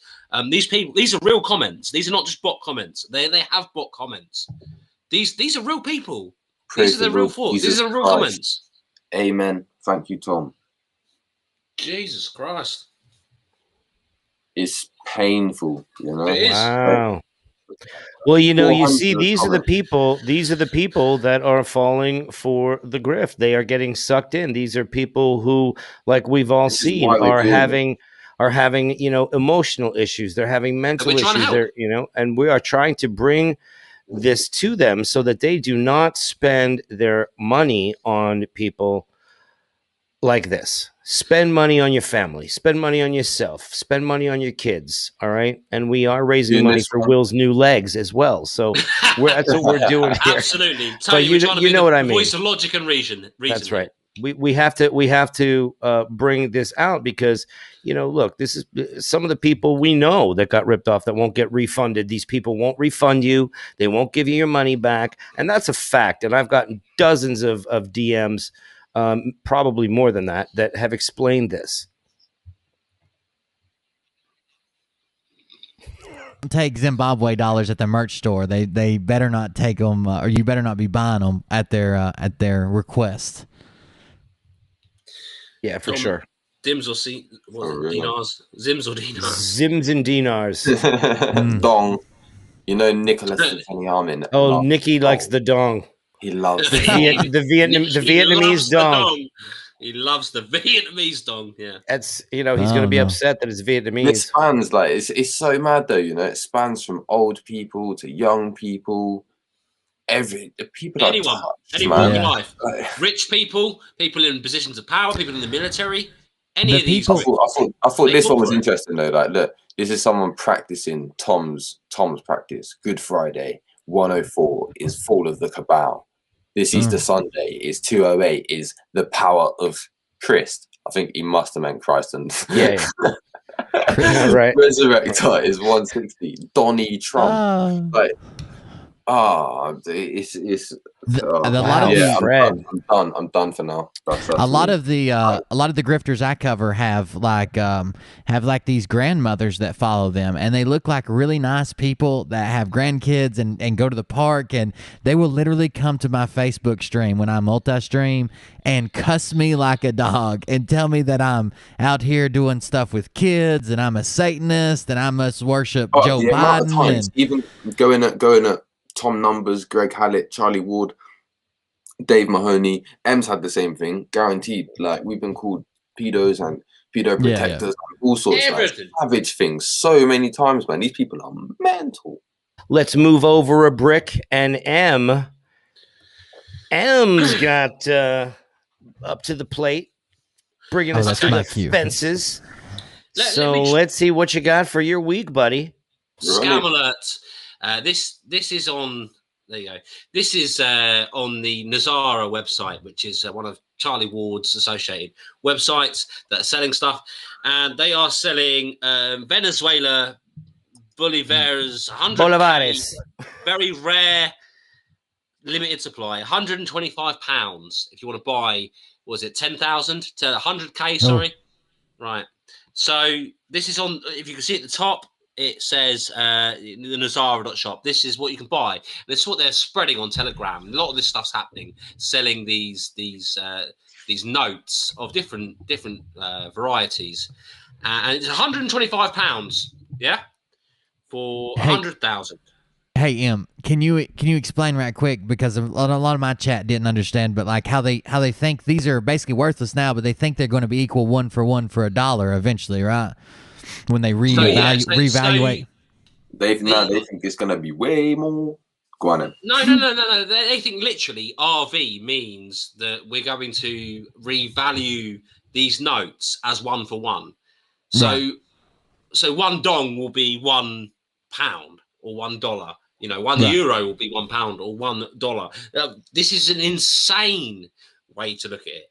And if this was the case with this, what a great deal. You know, 100,000 Bolivian, Venezuelan, whatever they are, right, for £125. The thing is, though, just like the cufflinks, you know, all you have to do is go on eBay. £3 on eBay for 50,000 of them. So that would mean £6 for 100,000 of these very rare,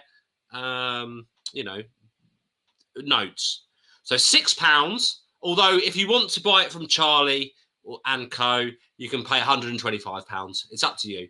£6 off eBay, £125 from the Nazara shop. Your choice, guys. Yeah. That's just the most. It's not. Yeah, it's just the most blatant scam. How are you gonna run that? That's mad. Isn't it? Free doctor, was it? Free I mean, quid. this is why we call him Dr. Charlie Fraud, isn't it? It's not just because he's a fraudulent doctor. He actually commits fraud on the regs. Mad. On the rigs, on the regular. Absolutely. Regs. So yeah, I wanted to chuck that one in because it was a small clip with a small point, which we got across eventually, but we wanted to see whether that. Last time, I was able to chuck videos at the bottom. Tony was able to play them, and it was easy. So I had to chuck them all to Will. So Will, you're in control. So Will, if you can prepare number 3 for me, then. And what I will say about this is, I reported on Trump's cufflinks. If you guys haven't seen it, see my video, Charlie Ward, Dr. Fraud. And on that, he talks about how he's got these cufflinks gifted to him, and they were obviously from the president because they were in red. And, I thought that was a joke, but I happen to have received, in fact, I spoke to Trump's team and I got through to the cleaning lady, and she happens to have got footage from the lady who's also in charge of his social, social media, and also through, IT, everything, basically. The cleaning lady has fingers in all the pies. And so the cleaning lady from Trump's team said to me, I've actually got the actual footage from when Trump spoke to Charlie Ward about those cufflinks. So we'll play that now. What is his name again? Charlie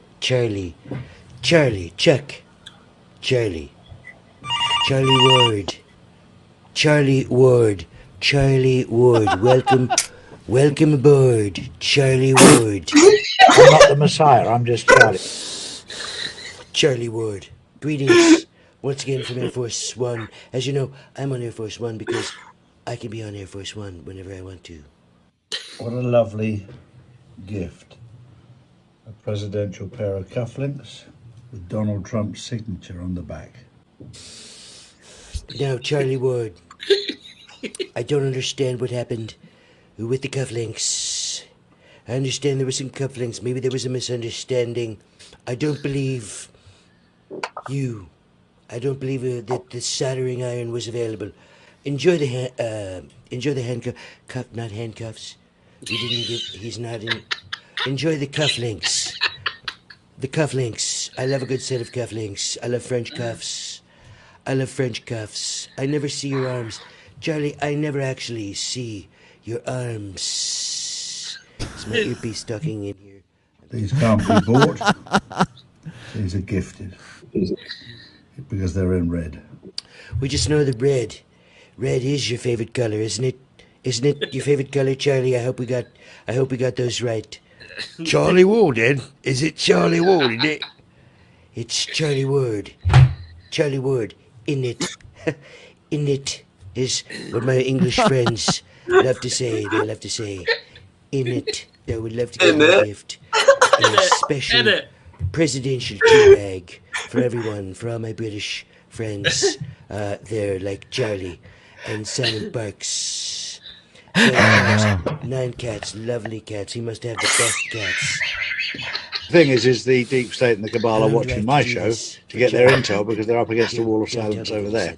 95% of the world will be panicking because they don't know what's going on. But for the 5% that follow me, great.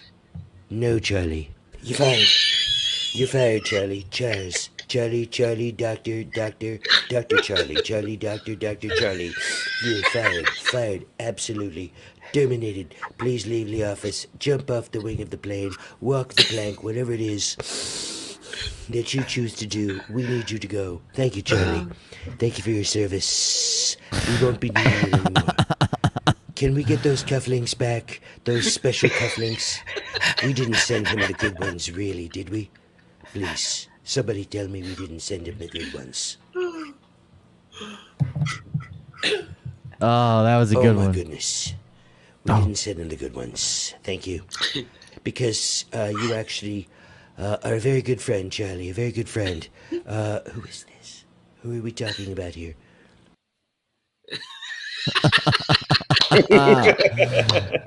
That was pretty good. Oh, jeez. Fantastic. Thank you so much once again to the Bearded Trump for coming in and doing that for us. My God. And Tony, unfortunately, again, we can't share who the actor was, but he's a very good fan of ours. Fantastic. And, you know, he's buying me a set of legs. I'm telling you, I don't. Who actor? That's Bearded Trump, bro. He was on Air Force One very clearly, and I don't know what you're talking about. Well, we took a vote, so you can play it, Will. We took a vote, and like we did last time, but this time 80 people responded to this vote, and we asked 4 questions across 3 platforms: YouTube, Twitter, and Facebook. And these were the questions. Question 1: who is the biggest grifter financially in the truth community? And no surprise, nearly all of those 80 people voted for the winner, who was Charlie Ward. You can pause it there, please, Will. Charlie Ward. Well done, Charlie. Well done. Well done. Congratulations for winning the biggest financial grifter in the truth community. The Goldfather, Charlie Ward. So, before I give my opinion, guys, what do you think of him winning this accolade? For sure. He's been around long enough and making well money deserved. Off of it. Well deserved. Well deserved. Congratulations, Charlie. We want to congratulate you, Charlie. Well done to him, man. I mean, he was grifting hard before he even had any kind of viewership, you know. Yeah, he really worked for this, for sure. He smashed it. So, yeah, I mean, I think nearly every single person, 80 people voted. I think, you know, without having to go into the figures and statistics, nearly every single person. There was This is a clear-cut winner. It was absolutely. I've got the seconds to all the other questions. This one, we didn't even have a second. We had a few names chucked in, but near enough the whole of the 80 people agreed that Charlie Ward should be the winner of this. So you're saying a landslide from your more than a landslide, literally. The thing is, he's made his figures and that so obvious. You know, he made the push to move over to his website and deletion of his own content so blatant. Then he made the subscription and the fee for the subscription so blatant, and also how many people have subscribed roughly. So yeah, we know he's raking it in. Well done, Charlie. Absolutely. And if you put it this way, right? Okay, so if he has got, as he says, 55,000 people in his insider club at €11 per month, so that's 55,000 times €11 per month. We're talking over 560. We're talking over €500,000 per month. Over 560,000 euros per month, and that is just off his insiders club. That's not including merchandising, sponsorship, you know, all this whole networking. We are his actual job. You know, or his actual job being the director of quantum finance. You know, all this stuff, right? So literally on that, let's forget about all of the other fingers in pies. We're talking 560k per month. Guys, we're talking over 500,000 per month for carrying on with the narrative. So now, if you put it in that perspective, can you see how a grift could be so important to keep kicking the can down the road? And speaking of kicking the can down, all you have to do with kicking the can down the road is say, well, I know I was wrong on this, but the deep state told me. No, hang on. I know I was wrong on this, but we had to throw off the deep state. We had to throw off the deep state. So I am intentionally fed disinformation. Whenever I'm wrong, they were using me. That was on purpose. Whenever I'm wrong, that was on purpose. Yeah. And, you know, all of these other old chestnuts that he gives. So all he has to do is keep kicking the can down the road to earn over 500,000 per month. You know, these people will do that. These people will do that for 500,000 a month. All they have to do is to see people. What will happen when push comes to shove, when all the blows happen? They can disappear. They're a multi-millionaire. And that is what's going to happen. And we're going to see, as I said earlier, we're going to see a change over the next couple of months where everyone else realizes, hang on, he had us hanging on this, like all these other things. He had us hanging on this for months, kicking the can down the road. And talking of kicking the can down the road, if you could press play, Will. Yes. Talking of kicking the can down the road, what about Mental March? Well, 1st of March. This is going to be Mental March. Pause, Will, please. Yeah. Okay. So, Mental March. We're not in March anymore. We're in April. What happened in Mental March? Well, apart from obviously the evergreen container, which nothing happened with that as far as mainstream media goes. But he wasn't even referring to that when he was talking about Mental March. He was talking about stuff happening behind the scenes, arrests happening, quantum financial system stuff going on, and when he talked to the cleaning lady. Very vital part of his intel. The cleaning lady said, beginning of March will be the quantum financial system. We're beginning of March now, so we should be seeing this. And we've got more to show. So, Will, press play. Here we go. This is from the Alethea Project. Big shout out. Big shout out. See, this week is a very, very important week because the official documentation was signed off in The Hague at the World Court for the revaluation, the reset, and the quantum financial system. So that's all been signed off to happen before the 1st of April. So they've been told to push ahead, and Donald Trump has agreed to do that. Okay. Oh, that's it. For those people that have got notes, Dinar Dong, here we go. Whatever you've got, we'll do one program just on that and how to redeem them. Redemption centers, process, protocols, everything.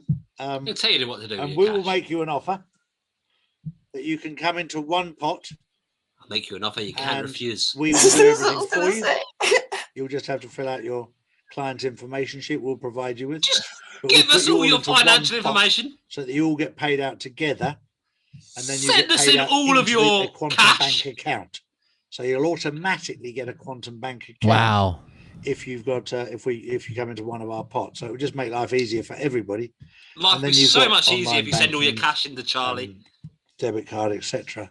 Mother's maiden name. With. So all of that information. It's mega exciting. But just let me be the guinea pig, so that if there's any hiccups, I take the brunt rather than anybody else. I'm quite happy to be a pioneer. Nah, you'll be gone, mate. You'll be gone. Let's pause it there, Will. Okay. So guys, I just wanted to give you guys a chance to comment on that before we went on to the next question. Yeah, that's crazy. He's taking everybody's financial information. Well, it's no crazier than I've got two grifters who decided that since the U.S. is going to be no more, they distributed their. One guy gave out his Social Security card number front and back. He showed it on camera, and then the next night he showed his whole family's birth certificates, including his daughter's. So I'm sure they've got a bunch of credit cards in that guy's name already. Yeah. Anyone else before we move on? Yeah, now people have to remember, like, this is a guy that's threatened Rice TV, Rice Crypto. He's threatened them two girls. He's threatened all four of us. That's about 8 people. Do you know what I mean? Plus the people that he hangs around with that have made threats against us. And he wants your financial information, which, if he has the connections that you believe he does, you know what I mean? I don't know what kind of people would go along with doing that, but it's shocking. It's just, I mean, like I said, in 2 months' time, please, guys, do not send in all of your notes to him. Do not fill in forms giving him all of your financial information. It's just a warning.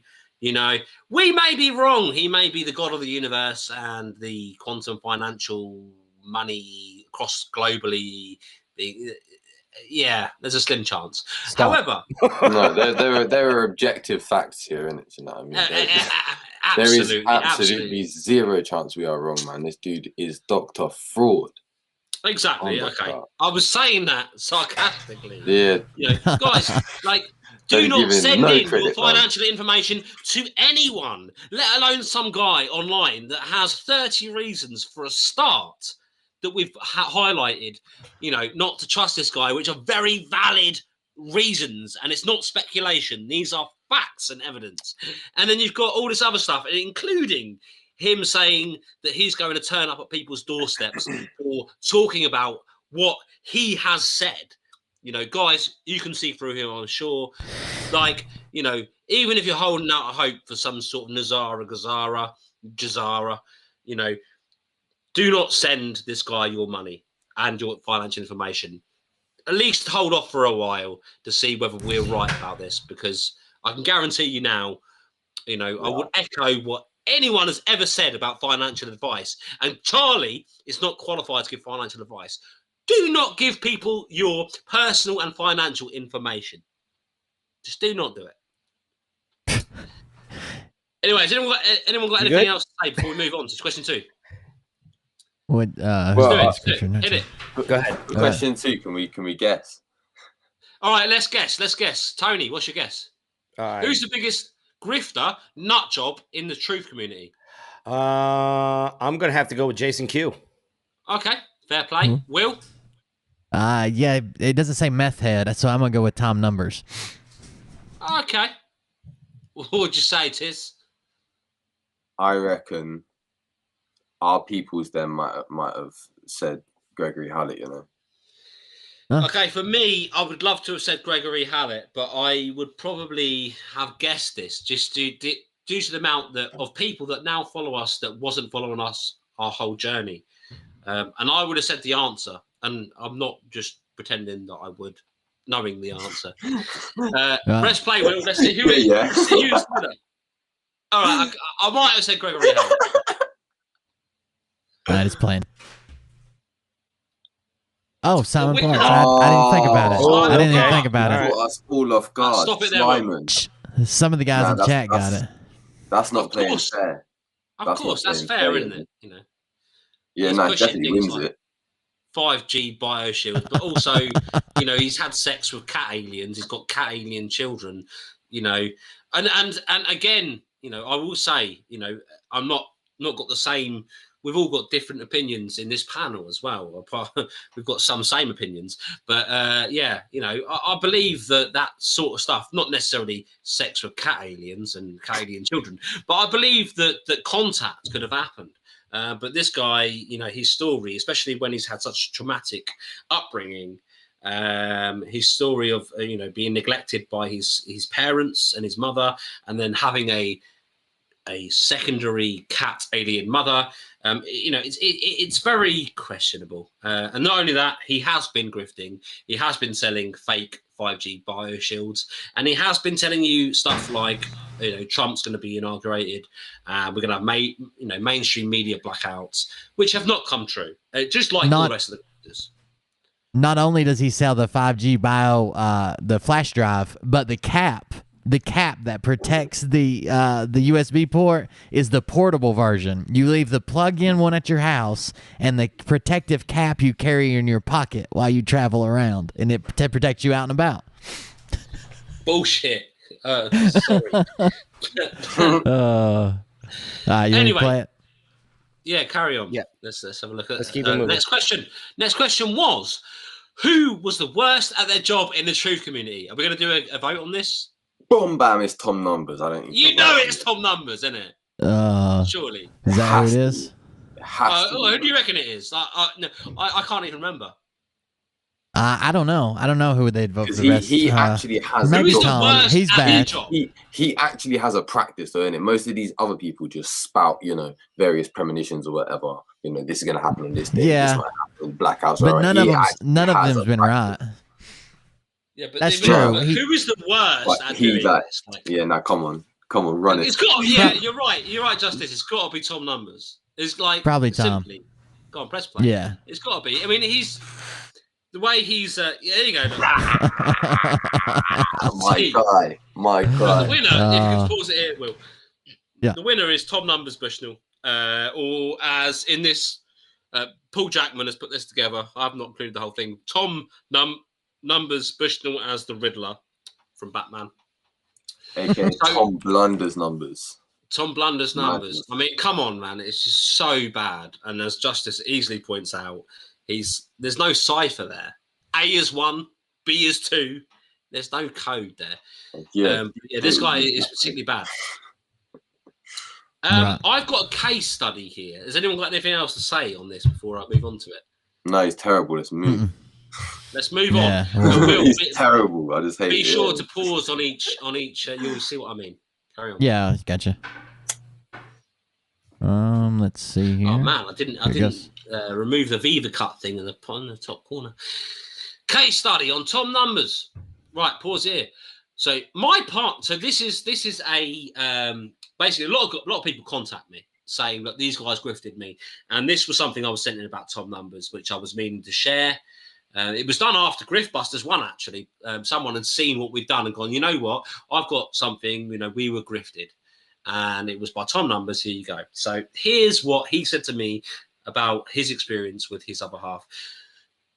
My partner was taken in by Tom Numbers' interview with Mark Atwood or Al Pisoni around 2 months ago. She then contacted Numbers via his email address he shared on his YouTube account on the 4th of February. Emails were exchanged, which culminated with her paying £270 to T. Bushnell in exchange for a 1-hour Zoom call. During this call, he offered his patter or teachings. Next slide, Will. Did Tom Numbers reference it as patter? No. So pause, Will, please. So this guy who had messaged me, his other half had fallen into this, and he'd been very skeptical.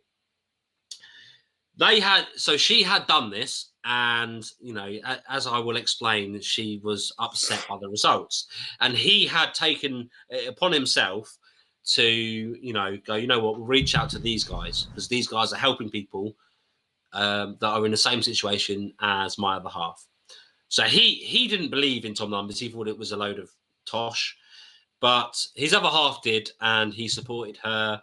And then, you know, it didn't go the way she wanted to. And, you know, he was like, you know what, let's talk to the guys that are exposing these grifters.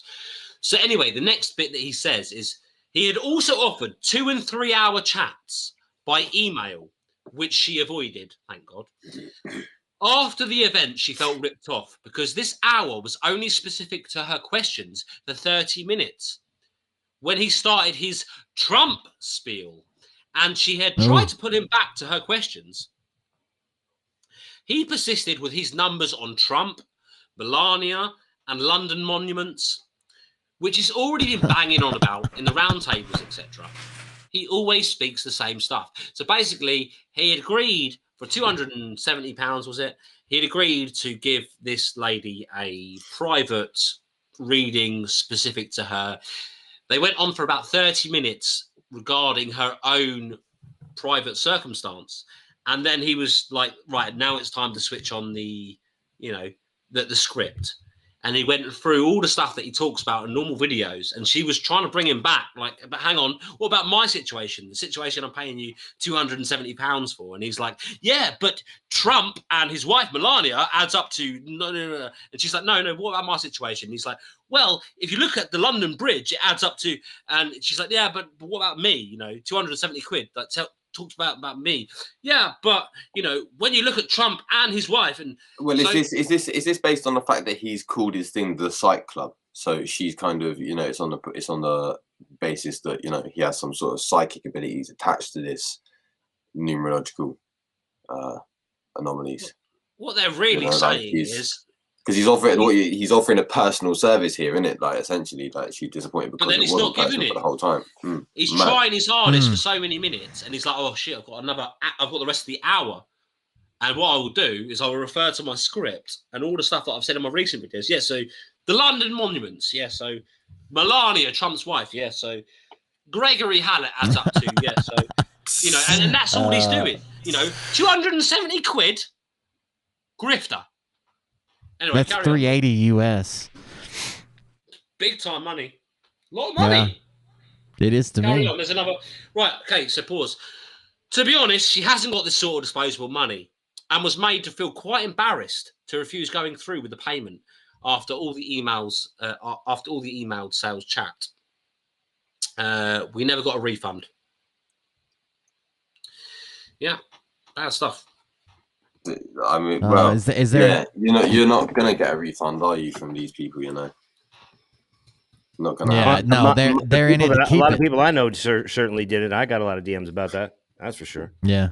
Yeah, they're in it. They're in it to keep it for sure. That's how they're making a living. Just like when I covered Scott McKay, he said, "I don't make a dime from any of this." Or another guy we cover says, "I do all this for free and I put my business on hold." But then they're reporting earnings of like $30,000 a month in donations. Like, come on, like that's not free just because YouTube or Facebook isn't paying you. So let's go to question 4. All right, here we go. Who should we look into next? So, guys, this is like pause right there, please, Will. This is the question we asked. It doesn't necessarily mean this person is grifter. It means who do people want us to look into, us four to look into next. And just the mere fact that people were voting for this person means that most likely we're going to find some grifts there. And I will try not to comment too much, and I'll leave it for the next time on this person. I know who the answer is. So, any guesses before we go? I have no idea who they suggest next. My chat always comes up with people. Right. Okay. Well, this person I got a list already. This person was an overwhelming vote. So let's go for it. All right, here we go. Uh-oh. I thought I didn't turn it on. There it goes. Sasha Stone. The winner was Sasha Stone. And we've been sent in a lot of information. And this guy has also said that he's preparing, he's preparing to sue all these people that are talking out about him. Of course, he wants, freedom of speech platforms. Didn't he also speak on us or you or someone about suing or something? And why does he have my wife's shirt on? If you, you should get sued for that T-shirt, mate. Mate, you should get sued for those arms. What is he on? Oh, I thought that was part of the chair. That is his arms. What is his arms? Holding up the backrest. He looks mad scared in this photo. He looks mad scared in this photo. Like some big dude just come and ripped his collar. Just pulled, man. How deep? Pulled off half his shirt. Stop grifting. How deep does the V-neck go? Charlie, that's what Lee Dawson and Dave Mahoney do when they turn up at your door, bro. That's how you look. Press play, Will. Sorry. Sasha Stone. We will look into him. We've got more to come on that, and he's already threatened, and he was already threatening us, and we haven't even talked about him yet. In a way, you know, he was talking to Charlie Ward about how all these people are going to be involved in this big lawsuit he's planning. So this last bit, if you pause that there, Will, talking about kicking the can down the road, he'd also said, "Watch this space." Basically, stuff in the next 18 months now is going to get real. So now it's 18. You know, it's an 18-month period. Eventually, it's going to be stuff by 2024. Yeah, there's another election coming. I told you guys he would run for office again. These guys are unreal. You know, what they're saying. That's it, I think, for that one. Pull that one down. So I've got more, but I was going to save it to the end, Tony. And if we have time. Well, no, go for it. Go for it. Whatever you have, take it. You sure? Yep.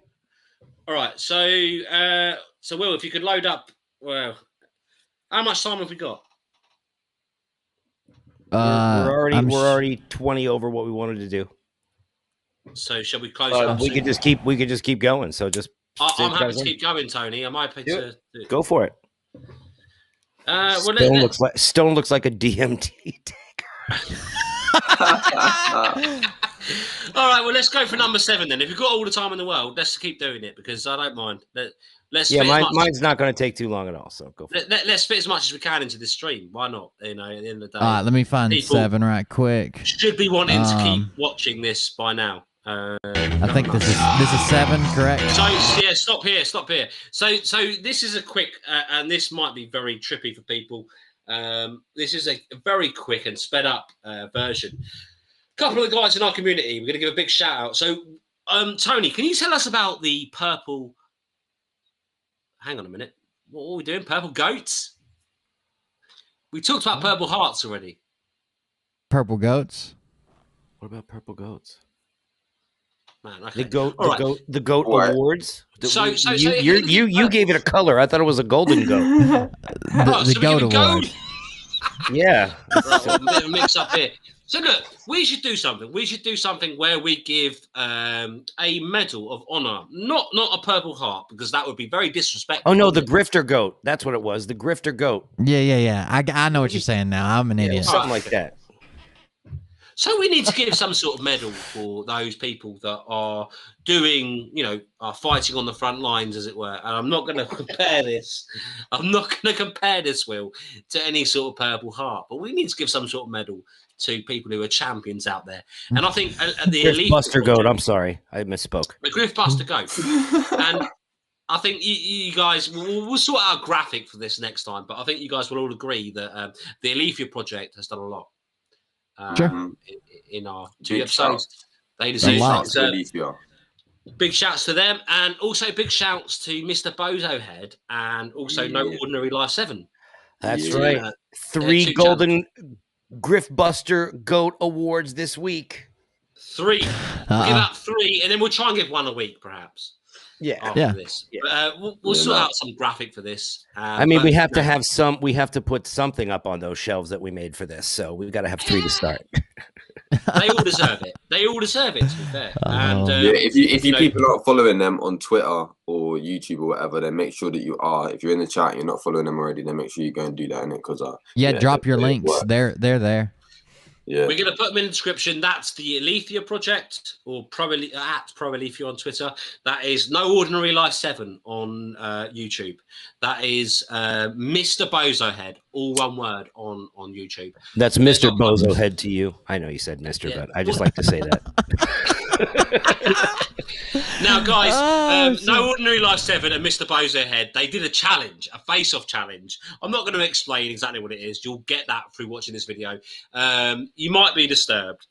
A pre-warning to you. I'll sped it up a little bit. It's sped up, number one, just to speed it up, and number two, because we don't want to get caught by any copyright rights with the music. But go and watch the full version on their channels. It is a laugh. But here you go. Here's a short version. Well, if you could load up number 7. Fair use. Sure. Yeah, well, you know, alteration. Here you go. Here's the reface challenge. Mr. Bozohead versus No Ordinary Life. Uh-oh. And it's the top of the pops. Oh, no. God. Oh, my God. Mr. Bozohead has the head at the top. No Ordinary Life has no head. Oh, the fish. Oh. Oh, no. Charlie, no. Oh, Charlie. Charlie, look at his luxurious locks. Is that Nick Van Eminem? Yes. Oh my God. Charlie went out at the club. Charlie. Oh, That's too good. That's too good. That's too Charlie, good. Charlie would do the thickums. He likes the thickums. Look at that. Oh, man. That's amazing. Don't be hurt. He's hurt. Don't be Gary Glitter. Gary Glitter. Want to be a market? Oh my goodness. Well done. Oh, it's very good. Very good. Wait, No Ordinary. You did on different. Oh my God, the banana hammock. Mr. Bozo. That's hilarious. Oh, look at that. You see that? Wow. Don't be hurt. Snowing. Look at Nick. Oh my God. Come in, my man. Come in. Oh, no. Oh, no. They put him in blackface, too. Wow. Oh, my God. Oh, Mr. Bean. Charlie's Mr. Bean. Oh, no. This is awesome. Sadie the cleaning lady. Mr. Bozo's on. Oh, no. Wow. Simon's on. It looks good. Was that the reface app? That was good. God, that looks so good. This is so disturbing.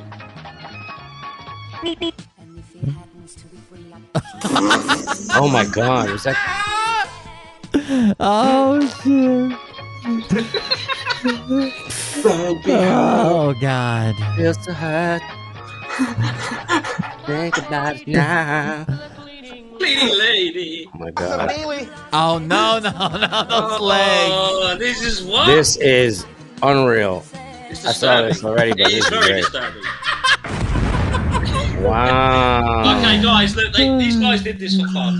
Please go and visit Mr. Bozohead, all one word, on YouTube, or No Ordinary Life 7. They both did it for fun, so we won't do an actual vote. But guys, put in the chat, who do you think won that, if you can? But thank you for voting. God, that was good. Check out their channel. Wow. Well, they deserve Round robins on that one. Wow. Thank you so much, Em, for the weekly coverage, for the videos. Everybody who won the Griftbuster Golden Goat. Thank you so much. That was good. I really enjoyed that. Amazing. All right, that was a good one. That was a good one. Yes, for sure. I mean, putting this stuff together, and you know what the best part about it is that they're all going to watch this. They're all going to watch this, and they're all going to see this, and that's so now we really everybody's got the full on opinion here. I guess we got one more to go. All right. That's it. I'm going to tap in with just a quick entry here because next week I'm going to be covering. I'm going to do 107 next week. This week, I'm going to cover something that came up. I was going to do 107 this week, but something came up that, let's just say it came to my attention much more readily. But, You know what? Hey, I've got the if you're doing what I think you're doing, I've got the guest picture. If you want to see it, guess who this grifter is. It's got as long as you guys want. I think because I think I was the guy that was putting time restraints on it. But let's go for it. We've got so much to share. Yeah. Okay. Well, then let's start with screw it. Then I'll do. Let's do it all. Do it all, Tony. Do it all right. Hold on a second. Yeah, I'm good to go. That's All right, I'm ready. All right. All right, Charlie. You enjoy your Charlie. Let's do this. All right. So here, have a little Charlie. That's gonna haunt you, man. So here we go. I'm gonna share a couple screens here, and we're gonna get into this. We're gonna get into this now. All right. So I'm gonna go first. We're gonna start with a guy by the name of 107. So let's look into this gentleman right here. 107, as you know, has been involved with several of our usual suspects, if you will. Everyone from, Charlie, Mel, they all went to Vegas together. 107 was apparently a big part of that. But what I want to do is I want to go onto this video and show you a little more of who we think he may be. And obviously this is in, what is this? Is this BitChute again? It's BitChute. Yeah, it looks like it. It's BitChute. All right, so here's what we're going to do. I'm going to switch up the frame here. Let that load up. Go ahead. Yeah, it for some reason, if you leave it idle, it BitChute's horrible. BitChute's so horrible. Yeah. There we go. Refresh it, it works. Can you guys hear that? Yeah. Sure. Okay, here we go. Let's get into Mr. 107, the mystery man, the man behind the boots. He's the guy the names that you've grown to love. And he's just another one of these guys. I do have another screen to share while that one loads, and that's okay. So, see, this is how we do this stuff live. We're used to it. We're used to screens not loading and all this stuff. So that's okay. We'll just stop that one. I'm going to get into another screen share about Mr. 07. Now, what we can tell about Mr. Spider-Man here. All right. So here we have some names here. All right. So this is what we got. 107, aka Wayne Ronald Willett. Now, this is a fictional character that we're talking about. 107 is fictional. And whoever is 107, this is all public information. These are on other people's sites. So these are already out there. So this is not something that we have originated. These are things that I get sent to me from viewers to really sort of suss out some of these fraudulent individuals. And we're going to let this spin a little more and change my screen again so we can get over to the other one. I don't know. I'm having some trouble with this other screen here. Interesting. I'm not too familiar with 107. Okay, well, 107 is take it. I was just going to ask, like, obviously, you say the name is clearly fictional. Yeah. Does it represent 107? Is it like a an adaptation? Well, that's what a lot of people are saying. That's what they call him, sort of in a nickname sort of sense. But we're going to see here is some footage from a internet podcast, radio show, whatever they called it. Now, 107 has also been, they've sort of clued us to the fact that he could possibly be. This is very funny. Sorry, I got to load it again. This is very funny. This is happening, actually. 107's on the other side. He doesn't want us to know the truth. So with Juan here, he's the guy who comes on in the boots. He's the one who's got all the secret,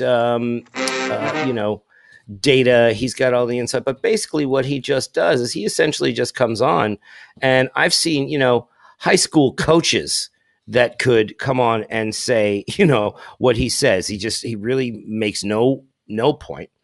He draws a lot from literature and sort of is just like, what some people would think is a pretty decent storyteller. He's got a 18 around him. Here's some of the and it's gonna go footage well. that we got. I think the Saudis are going about him checking in when he used to call himself W on this RMR Rogue News podcast. They're not equipped. Mm-hmm. That was a spinoff from the Phil McConnell show. Say again? Mentality to deal if you guys have ever seen the Phil McConnell show, that was a spinoff. When he went to Rogue News, that was a falling out with Phil McConnell, and Phil McConnell went to prison. Oh, wow. Prince. See, so now we've got Mr. Senor O'Savin. All right. The man without a face has a face. Thank you so much, my man. There's the face. For joining us, bro. I know we have some technical difficulties. I would love to have you back on and do a whole hour show with you, man. You're a wellspring of knowledge. No, he's not talking about 107 right now. He's just prepping 107 to come on for the interview. And what I want you to listen to is what he says when he first comes on. For this week. Definitely. Pencil me in, and I'll be here with bells on. You got it. Thank you so much, man. Have a great day. Don't drink too much on Obama Day. Enjoy the weekend, bro. All right, you too. Take care. Take care, buddy. Thank you. In the meantime, we have the what looks like upon the screen looks like some sort of a car's visor or windscreen. I'm looking at. I see a rearview mirror. That is a signal that the not one and only I see Levis probably in the Jaguar. I don't know if he's in the Jaguar or what sort of. He's lucky to be alive. Now, has everybody heard anything before from 107? Lots of people have heard his voice. Right, so what I'm going to do is seen his boots, or seen his boots. Very true, very true. So what I want to do here is first, as we get this going, all right, I want to bring him up with. Let's bring him up with Robert David Steele. They got a real bromance going, these two. Mr. RDS. Okay. So what I want to do here is do a little voice comparison for you guys. All right, we can do that. Let's go.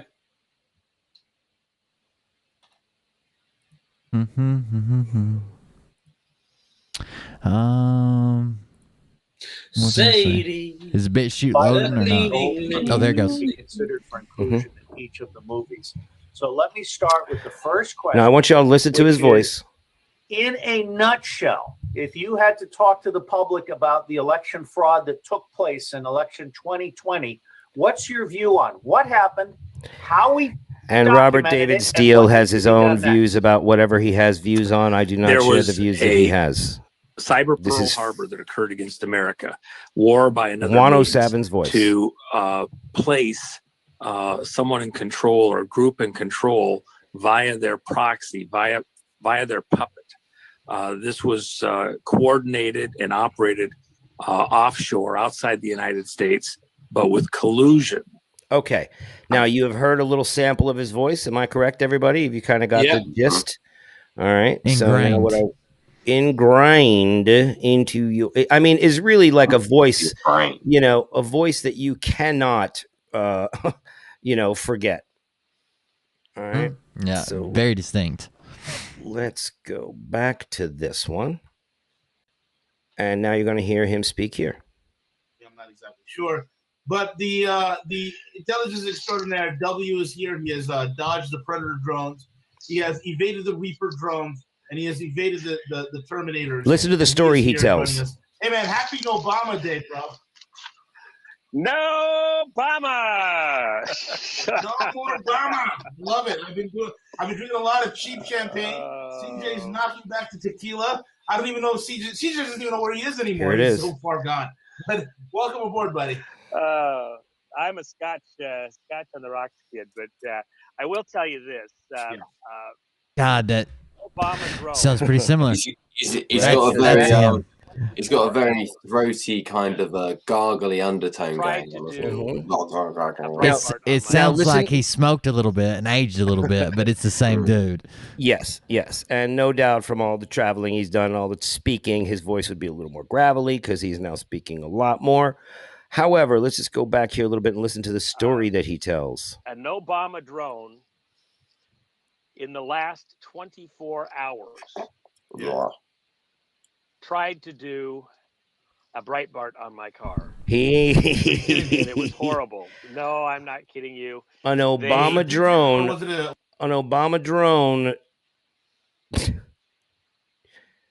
tried to do a Breitbart on his car. Now, as a drone came after him. A drone came after him. That is the story. So, he's got this here.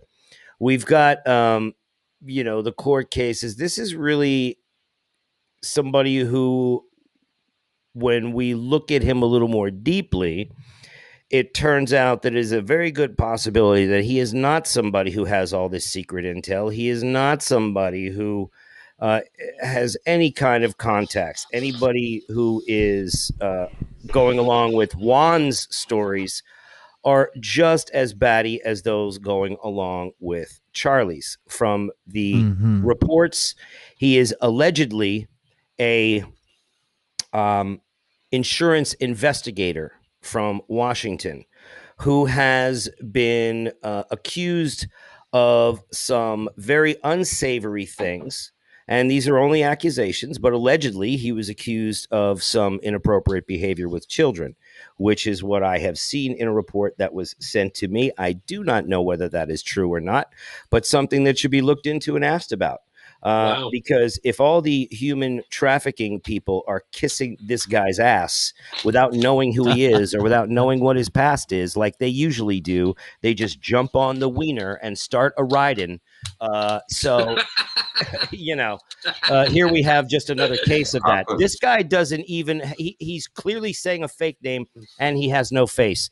If I recall correctly, did Charlie not say something about M not even having a face? If you don't have no name or no face, I don't respect your opinion. Although my face. So now Charlie clearly also has made it clear that he does not respect 107 either. Or Gene Decode. Or GD code. And as far as 107 goes, I know you're going to be hearing this, buddy, but if you'd like to come on our show, Charlie, if you would like to come on our show, Dave, any of the people that we list here today. Gene Decode. Anytime we listed. Or Jim Fetzer.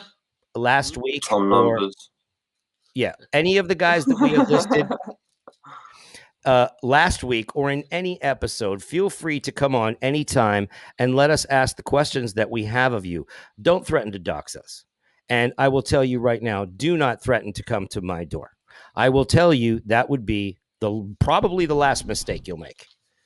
Okay? So don't make that the last mistake you make, allegedly in a video game, which is what I like to play because I live in a world of video games. Allegedly. Hypothetically. Okay.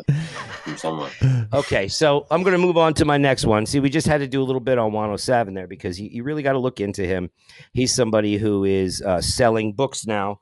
A book that was apparently, from what I was given in a report, I did not look any further than the listing of the book. But again, allegedly, one of the co-authors is JFK Jr. of his book, which he publishes from a private publishing company. So that's why the book is able to get through, because a normal, legitimate publishing company would never put out a book like that was co-authored by JFK freaking Jr. Okay? Now. Okay, does it not blow your mind that a lot of these guys end up the same thing? The accusations they're throwing out is what they're guilty of. Like, let's save the children. Oh, I found one the other day that is a big Q Save the Children's guy. And when he was 25, he was sleeping with a 15-year-old as a real estate agent in vacant houses he was selling. And he's like, we got to get the kids away from the Democrats. Yeah, but this is it. We got to get them away from these empty houses. This is why these charities and things, though, are involved in these things, because what's the best way for these predators to get close to children? It's to go and save them. It's classic classic tactic. So yeah, these are the most people to watch out for when it comes to that. 100%. Right. For sure. Okay, so the other day I was sent a message that I want to share with everybody. All right, I'm getting just this right here. I just wanted to show you real quick. I've got somebody on Patreon who is doing some analytical work on the actual numbers. He goes a little bit deeper than just your regular, basic web analysis type of things.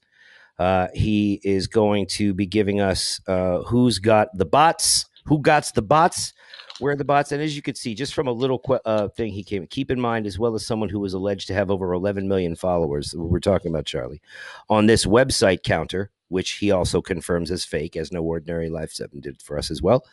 But somehow only 5K on IG, with 36% of those followers suspicious or questionable. So now we could start to show truly across other platforms what is happening. Hey, Charlie. Oh, guess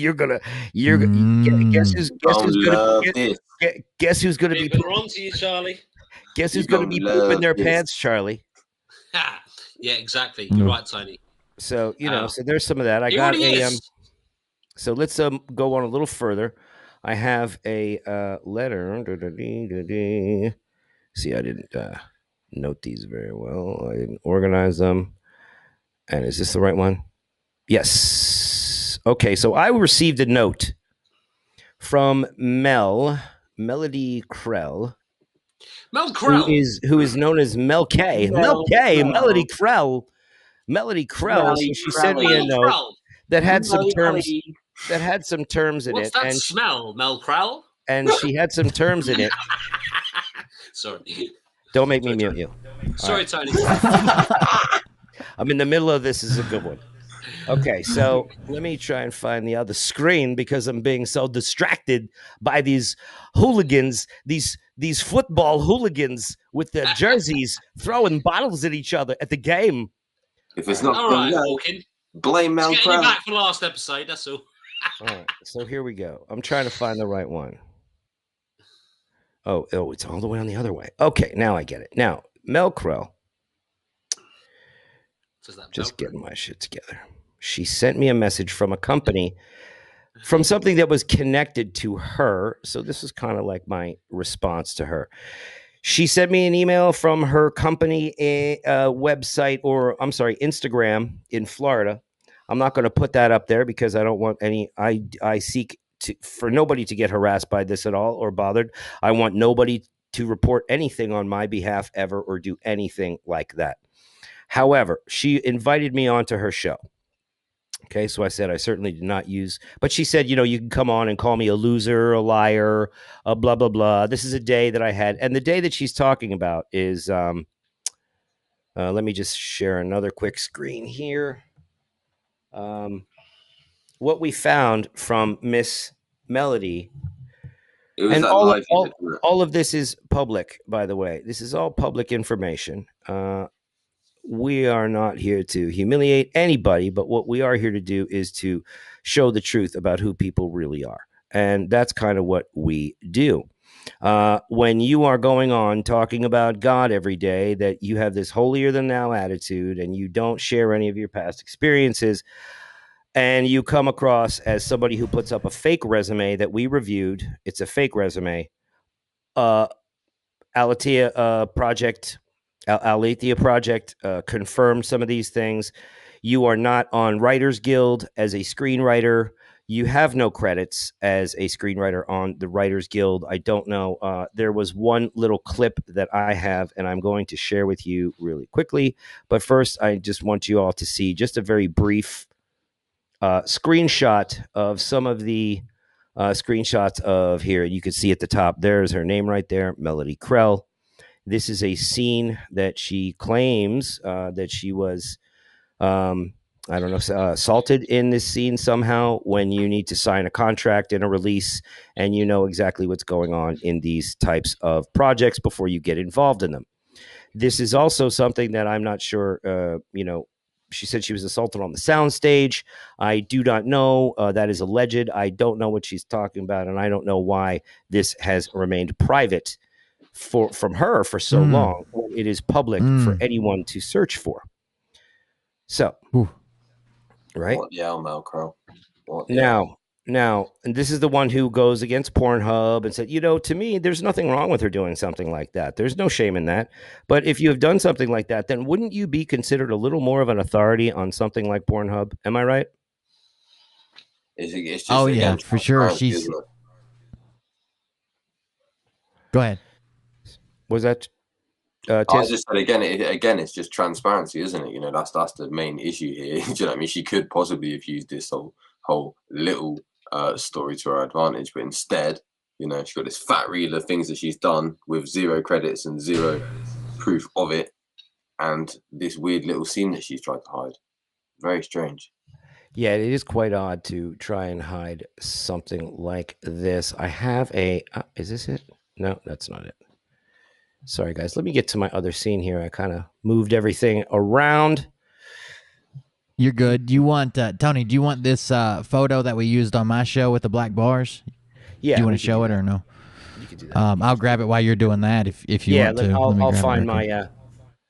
I'll find this tab that I'm looking for here. Sure.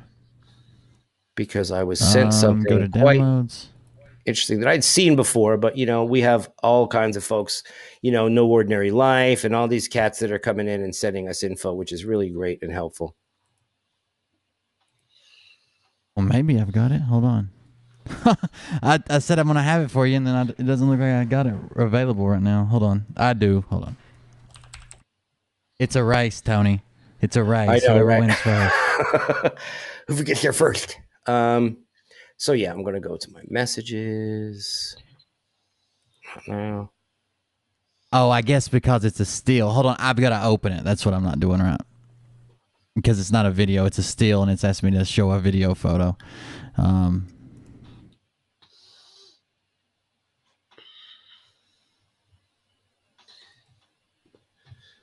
Okay. All right. I'm going to share it right now, Tony, if that's cool with you. Yep. Share screen, application window, photos. Now this has been edited here, so there is no nudity involved, just so everybody's aware. Let's go ahead and share that. So we played a game of Guess This Grifter. And it just so happens that Tony knew who it was the whole time. Guess that grifter. I'm not sure if you guys can tell, but that was a pretty good photo there. She lined up perfect. Everything went well. I know how to do this.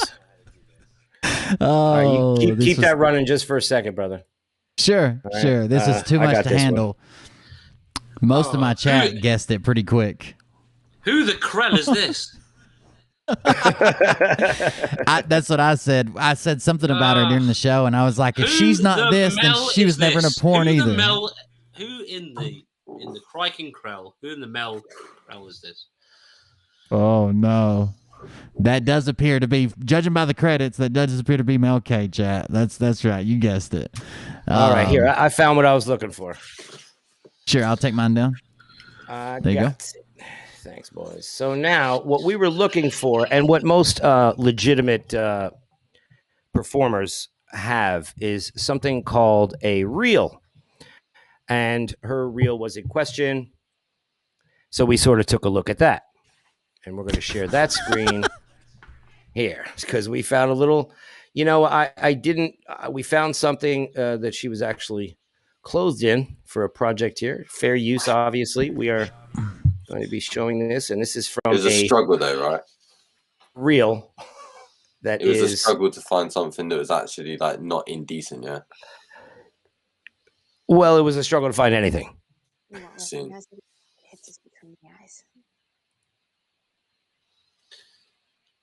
Oh, that's no. There she is. There she is, right in the middle there. She's right there. Ready? This whole speech, and I didn't even think about layouts or stories, and I don't know what cover line or theme is right. Bravo! Oh, yes. Yes. There you go. There it is.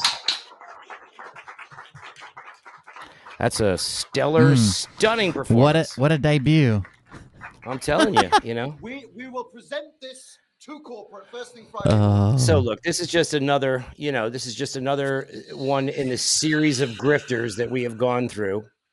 Hey, real quick, I've got one that was specifically directed at Tony. I don't know why, but for some reason they think that you should do Trump style dance. Apparently, they think you do a Trump impression. Is that true or no? And that's they not think Tony. you should do That his is dance. not Tony. That's Nope. not Tony. That's not me. I don't know. I didn't think so. I didn't think so. Yeah. Sorry, guys. Can't help you. Can't help you with that one. Who? Oh, this guy. Oh, yeah. He's pretty good. He was good. He was good. I hope he comes back again. Yeah. Right. So, firstly, we've got ask when we're going to meet up in real life. Who wants to take that? Hmm. Well, when are we going to meet up in real life? Is what they're saying. Is it wheelchair accessible wherever we're meeting? Depends where you know, being The problem intelligence is- assets being seen together is very risky. I It's guess. very dangerous for us. Sure. Yeah. One drone can take a lot us all of out. danger. And what y'all got to know too is that MI5 and MI6 agents, along with Deep State, we're not allowed to be seen technically in the same room with each other. Does that make sense? I know that we're close to each other here, but you know, not in the actual same. Like, there's a 50-foot rule. That's right. Who Another knows question. the answer to that one? Who knows? Yeah. Maybe one day. I would love to meet up with you guys and have a beer. That'd be awesome. We have an MI6 conference coming up, I think, in June. We have the boat party in August. Surely we'll meet at The company boat party. picnic. Yeah. Oh, the Company company picnic. picnic. Yeah, that's right. That's in May. Yes, The is Deep that? State Yeah, picnic. obviously the Deep State picnic. Obviously, it's going to be in England. Yeah, the Deep State picnic's in England, but the boat The party grand is yeah. Are you doing that on purpose? At this point, Right. Let's go next my question. eardrums. If my volume is too high, please tone me down. You're on the lowest setting, bro. Is there blood? Is No, there I blood got dripping you off down. of these? I got you down. I got There we you. go. Please tell these two that I'm not that loud. No, you're fine. doing You're fine now. being You're the fine now. producer. We're messing. You're fine now. I was We're slowly working out raising it the just to kinks. make everybody attack. You haven't turned me too low, have you, Will? You still hear me, guys? He turns it. He's the one who turns up the heat. Get the. So the next question is. The next question is. I don't actually understand this, so you guys might be able to help with this. Can he? I'm guessing it's talking about Tom numbers. Can he decode SCAM? What a load of BS. Oh, scam. Tom numbers. Gotcha. Yeah, well, you know, £270 for a personal Zoom call. Is it 270? Yeah, you got to charge for that information. That's deep state data, and we're going to start charging deep state prices.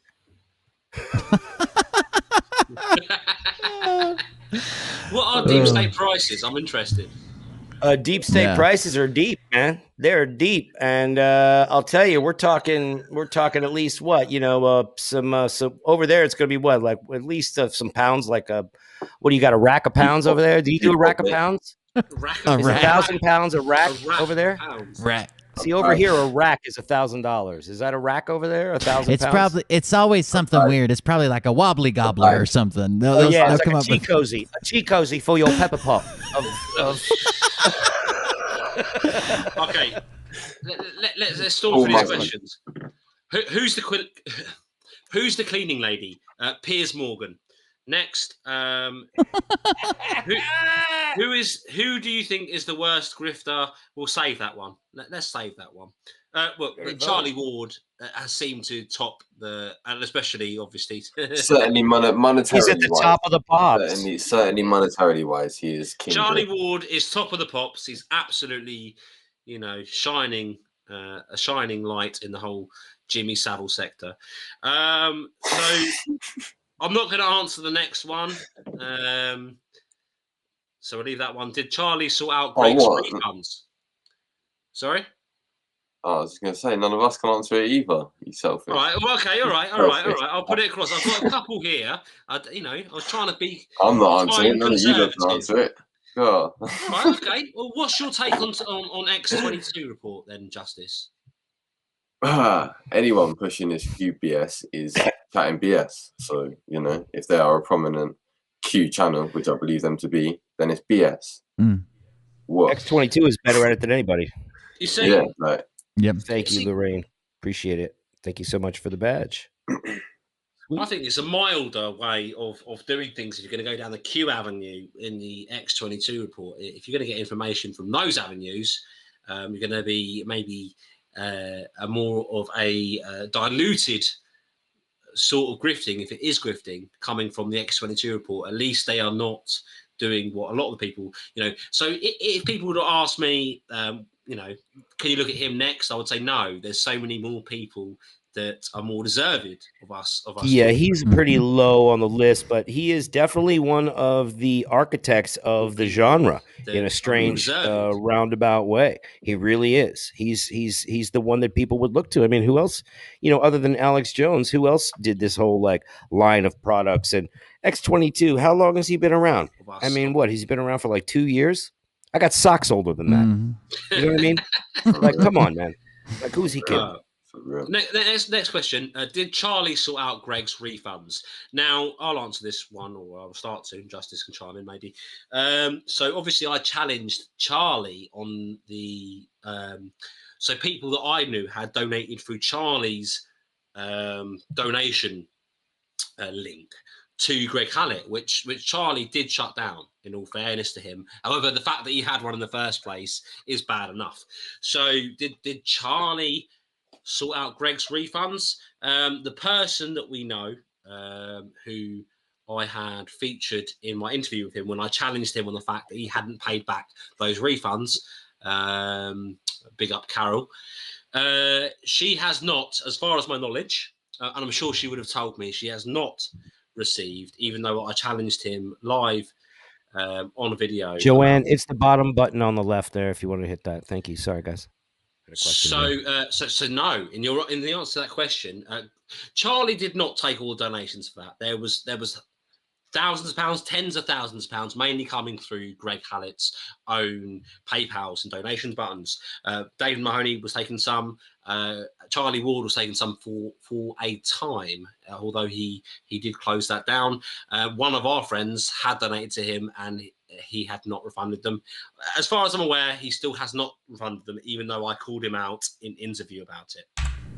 If that can answer that question. Tiz, you got anything on that? There you go. Yeah, no, I mean, well answered. Yeah, he's not going to refund people, you know. He is, number one, a grifter, and two, if you've given him money voluntarily, unless the police are coming to his house and, you know, or he gets a funny letter from some lawyers or something, he's not just going to voluntarily give you his money back. He says himself even that he doesn't even really use the internet like that. He's got his team behind him. He just sits on Zoom for 8 hours a day or whatever and rakes it in. So, yeah. Sorry to disappoint you, but you ain't getting no monies back. I don't think if you gave them some, just take it as a harsh lesson of life. The next one is who the F will even work when all this money drops? Can you hear that, Tony? Or Will? Yeah, run it. It says who the F will even work when all this money drops from the quantum financial system? Nobody. Anyone? Yeah, I mean, the economic ethos behind it is obviously completely nonsensical. I mean, yeah. I mean, just say what they were saying was right, yeah. And you could buy this currency, dong, zims, dinar, whatever it is, yeah. In bulk, you know, Charlie's raking in, like, you say, 500,000 a month on average-ish. How much of this currency is he going to own? If it was to re-evaluate, he would almost be a world leader if he's been investing in this, if what he was saying was true. Obviously, it's not. But yeah, economically, at the core of it, it makes no sense. So what you people want, it's like the biblical thing for me. You know, they say it will be biblical, but yet they have no idea whereabouts in the Bible what they're saying comes from. They say that this financial system re-evaluation is going to be good, but have absolutely no idea how economically it's viable. It makes no sense, other than the fact that Charlie makes it sound cool because it's backed by gold or whatever. Absolutely. Right. So Good answer. Thank you, Tis. The last one is Will. Mhm. Why are your eyes covered? They stay covered. I've got a light sensitivity. It's got a light sensitivity. No, I just I have Snapchat filters, and I started messing around with them one day, and it just happened that I had them on when I made the video about Scott McKay, and he made such a big deal about it. I figured I'd keep them for a while. There we go. So it's like a trademark. Sure. I even designed these today. They have my logo in them. All right, Will, if you could load up number 8 for us, the final Video 8. So, is that guys, the art? Thank you for your questions. There's good ones. We'll maybe try and do some questions next time.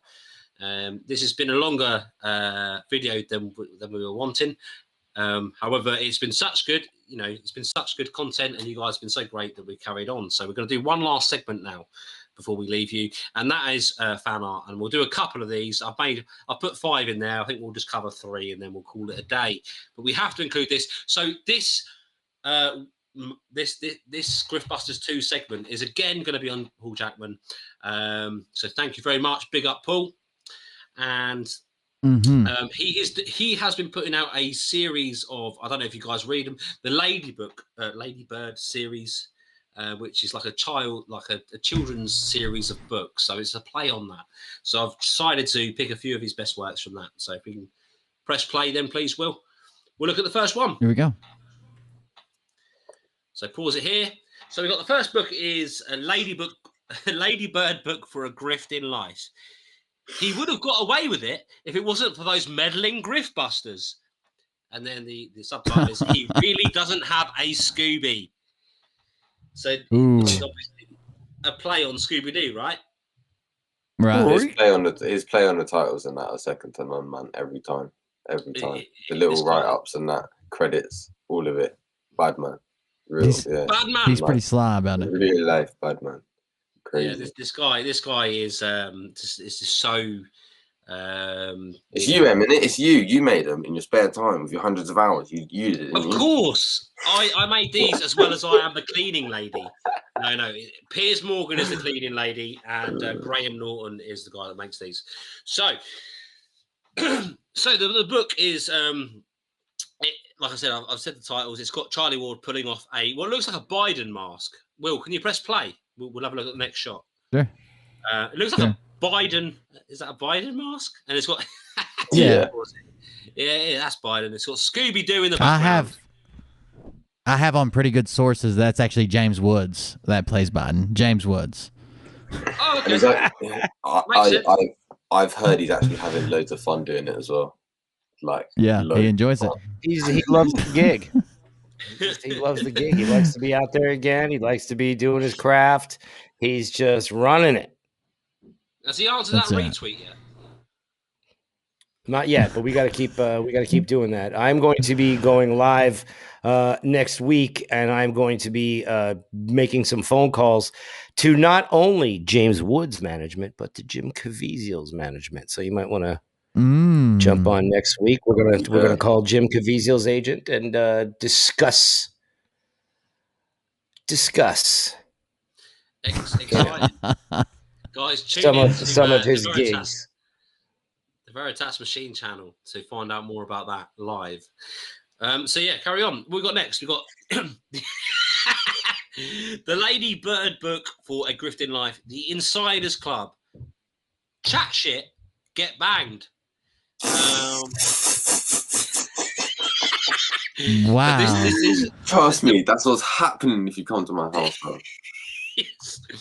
Are they a psyop cell or simply bang to rights in a holding cell? Will, if you could show us the next shot. I think this one's probably funnier for the British. The British fans here. So you've got a close-up of their cell here. And if you guys have ever heard of the term smearing, it happens in prisons and in mental facilities where people poo and then use their poo to smear on the walls. So that's obviously who we've got here. We've got not Simon to be confused with gassing. We've got Simon Parks, Charlie Ward, Tom Numbers, Bristol, and then on the very far left or right. We've got. I thought it was Dave Mahoney, but apparently this is Jamie Vardy. Yeah.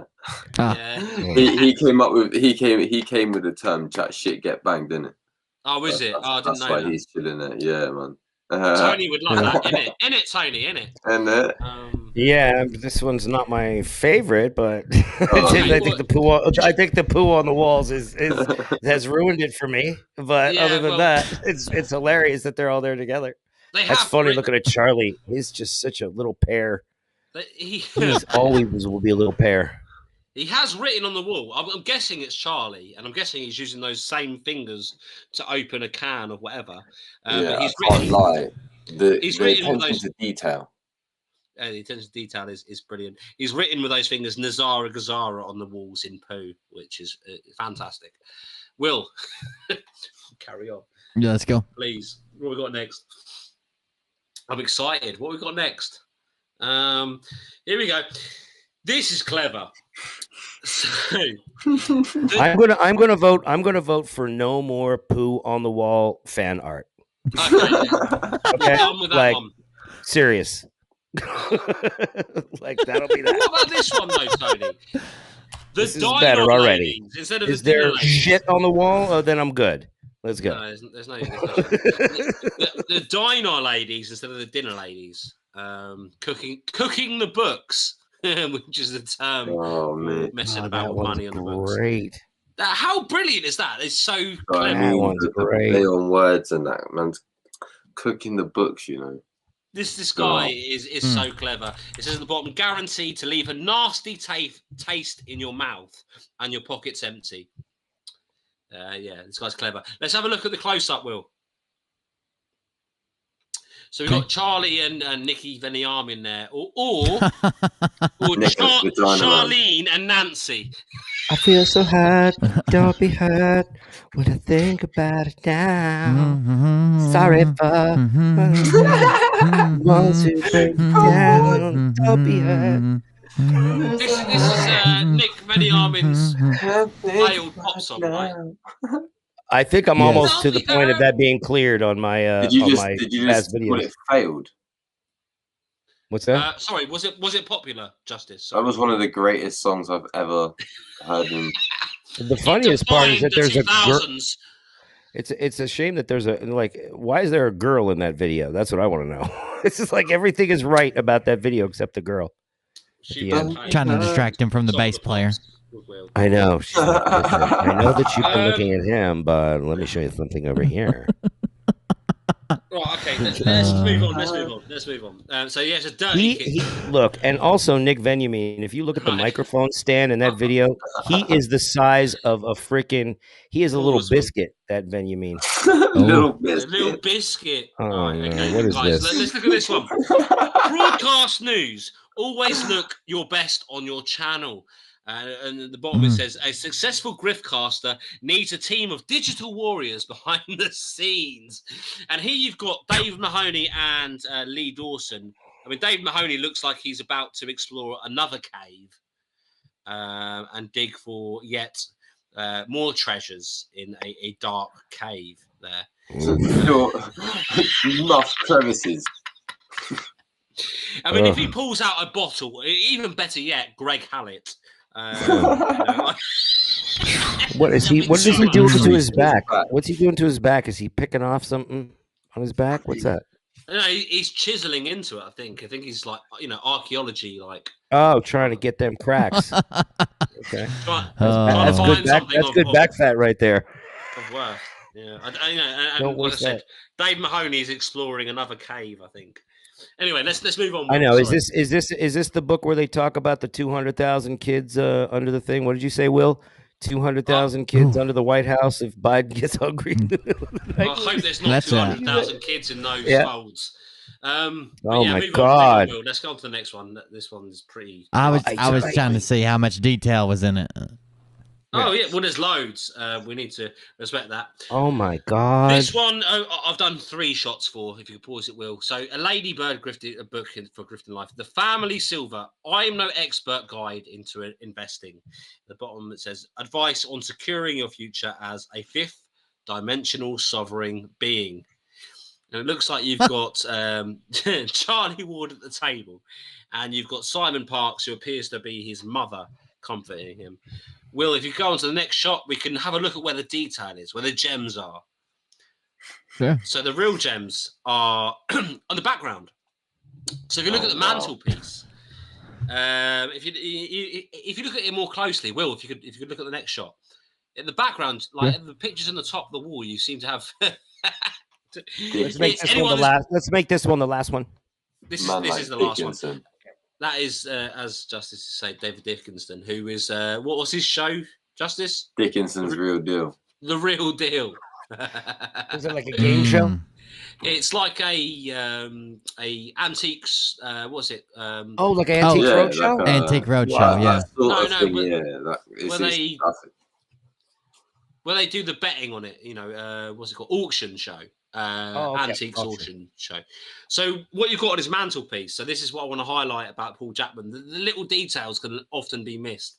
So we've got a picture of Jimmy Savile on the mantelpiece. Mm-hmm. We've also got a nodding Churchill dog with Charlie's face on it, and we've also got a picture of Nicky Venny Armin's failed band, with performing the top hit "Don't Be Hurt." Nicky and the Vaginaman. Yeah. We'll press play. So that's fan art for this week. Thank you very much, Paul Chapman. Amazing. Good job. Thank you, guys. Chapman. Fantastic job, everybody. Please keep sending in all of your creative ideas. I have had pictures sent in by other people, but I wanted to do this segment on Paul Chapman. So next time, perhaps we will focus on other people's art. But I've got so many things to show from Paul Chapman. This guy's a genius. So big up, Paul Chapman. Thank you again. Thank you for all your help. Great guy, genius. Sure. That went really well, guys. Cool. Super. Yeah, man, that was really, really, really amazing. So how about it, fellas? That was a good one. That was a long one, but a good one. We got a lot out. That was another edition and episode of the Griftbusters. I hope everybody had a good time. Let's just go around the horn real quick. M Seeker, why don't you tell us where to find you? We're going to go around the horn real quick. 1 minute. Everybody gets one. Okay, you can find me on at MSeeker of Truth on Twitter and on Insta, which I don't usually use, but I am there. You can find me on Facebook, where I've got lots of communities, and I've got the Griftbuster Facebook group where you should join. And you can find me at MSeeker, one word, of Truth, another word. Otherwise, you can find me on my YouTube channel. Just search MSeeker of Truth, or even M Truth Seeker, as Charlie likes to call me. If you search that, unfortunately for him, it will still lead you to my YouTube channel. So thanks for watching Griftbusters, guys. Yeah. Awesome. Thank you so much. And make sure, if you guys are in the room now, make sure you are hitting that subscribe button, whichever lobby you are in. Either way, make sure you're hitting that subscribe, likes, and shares. Get this stuff out there for people to hear and see. Just remember that in the very beginning, this whole point is that we want to remind you that Charlie Ward is now threatening Americans and American veterans. So we're going to give this little sign off here. Just Tiz, where you at, buddy? Yeah, you can catch me, Just Tiz, on YouTube. Also, Just Tiz 2 Militant is my backup channel. You can get me at Farms, PHARMS 5555 on Twitter. It's Farms_Wanna on Instagram, and on Facebook. You'll probably find me in the Truth Seekers group and things like that. But don't just randomly Facebook request me if we're not like spoken before and shit. So yeah. There you go. All right, excellent. Catch Tiz there. Will, where are we gonna get you? Will with the Cold Beer Confessional. You can search Cold Beer Confessional about anywhere, but don't find me, I'll find you. Thanks so much. And last but not least, I suppose it is the Veritas Machine, at the Veritas Machine, Instagram, YouTube. Make sure you give me a follow over there. I have the PSYOP watch party on YouTube tomorrow night. I hope everybody joins me for that. That's very exciting. Follow all these guys. You know, by the way, if you guys ever want to find me, I'm always going to be in Will's lobby during his show. I'm going to be always in his chat because it's actually one of the things that I really enjoy listening to. So if you haven't listened to Will yet, you are missing out. And I really just want to see it when Charlie knocks on the door, and I hope he's on the air. I'll give you the security camera live feed. Another great and successful episode of Griftbusters. I'm going to go eat an entire delicatessen right now. I am starving, but this was a lot of fun. Thank you so much, guys, for making this possible. And thank you to the viewers for making this all possible and supporting us and watching us and sharing our videos, watching them with your friends. And thank you so much for on Will and I's behalf for the donations. And, you know, listen, just keep your eyes out, be vigilant, and, you know, love each other. But the first thing you got to do is love yourselves. So thanks so much for another episode. We're going to see you next time. Take us out, brother. See you guys.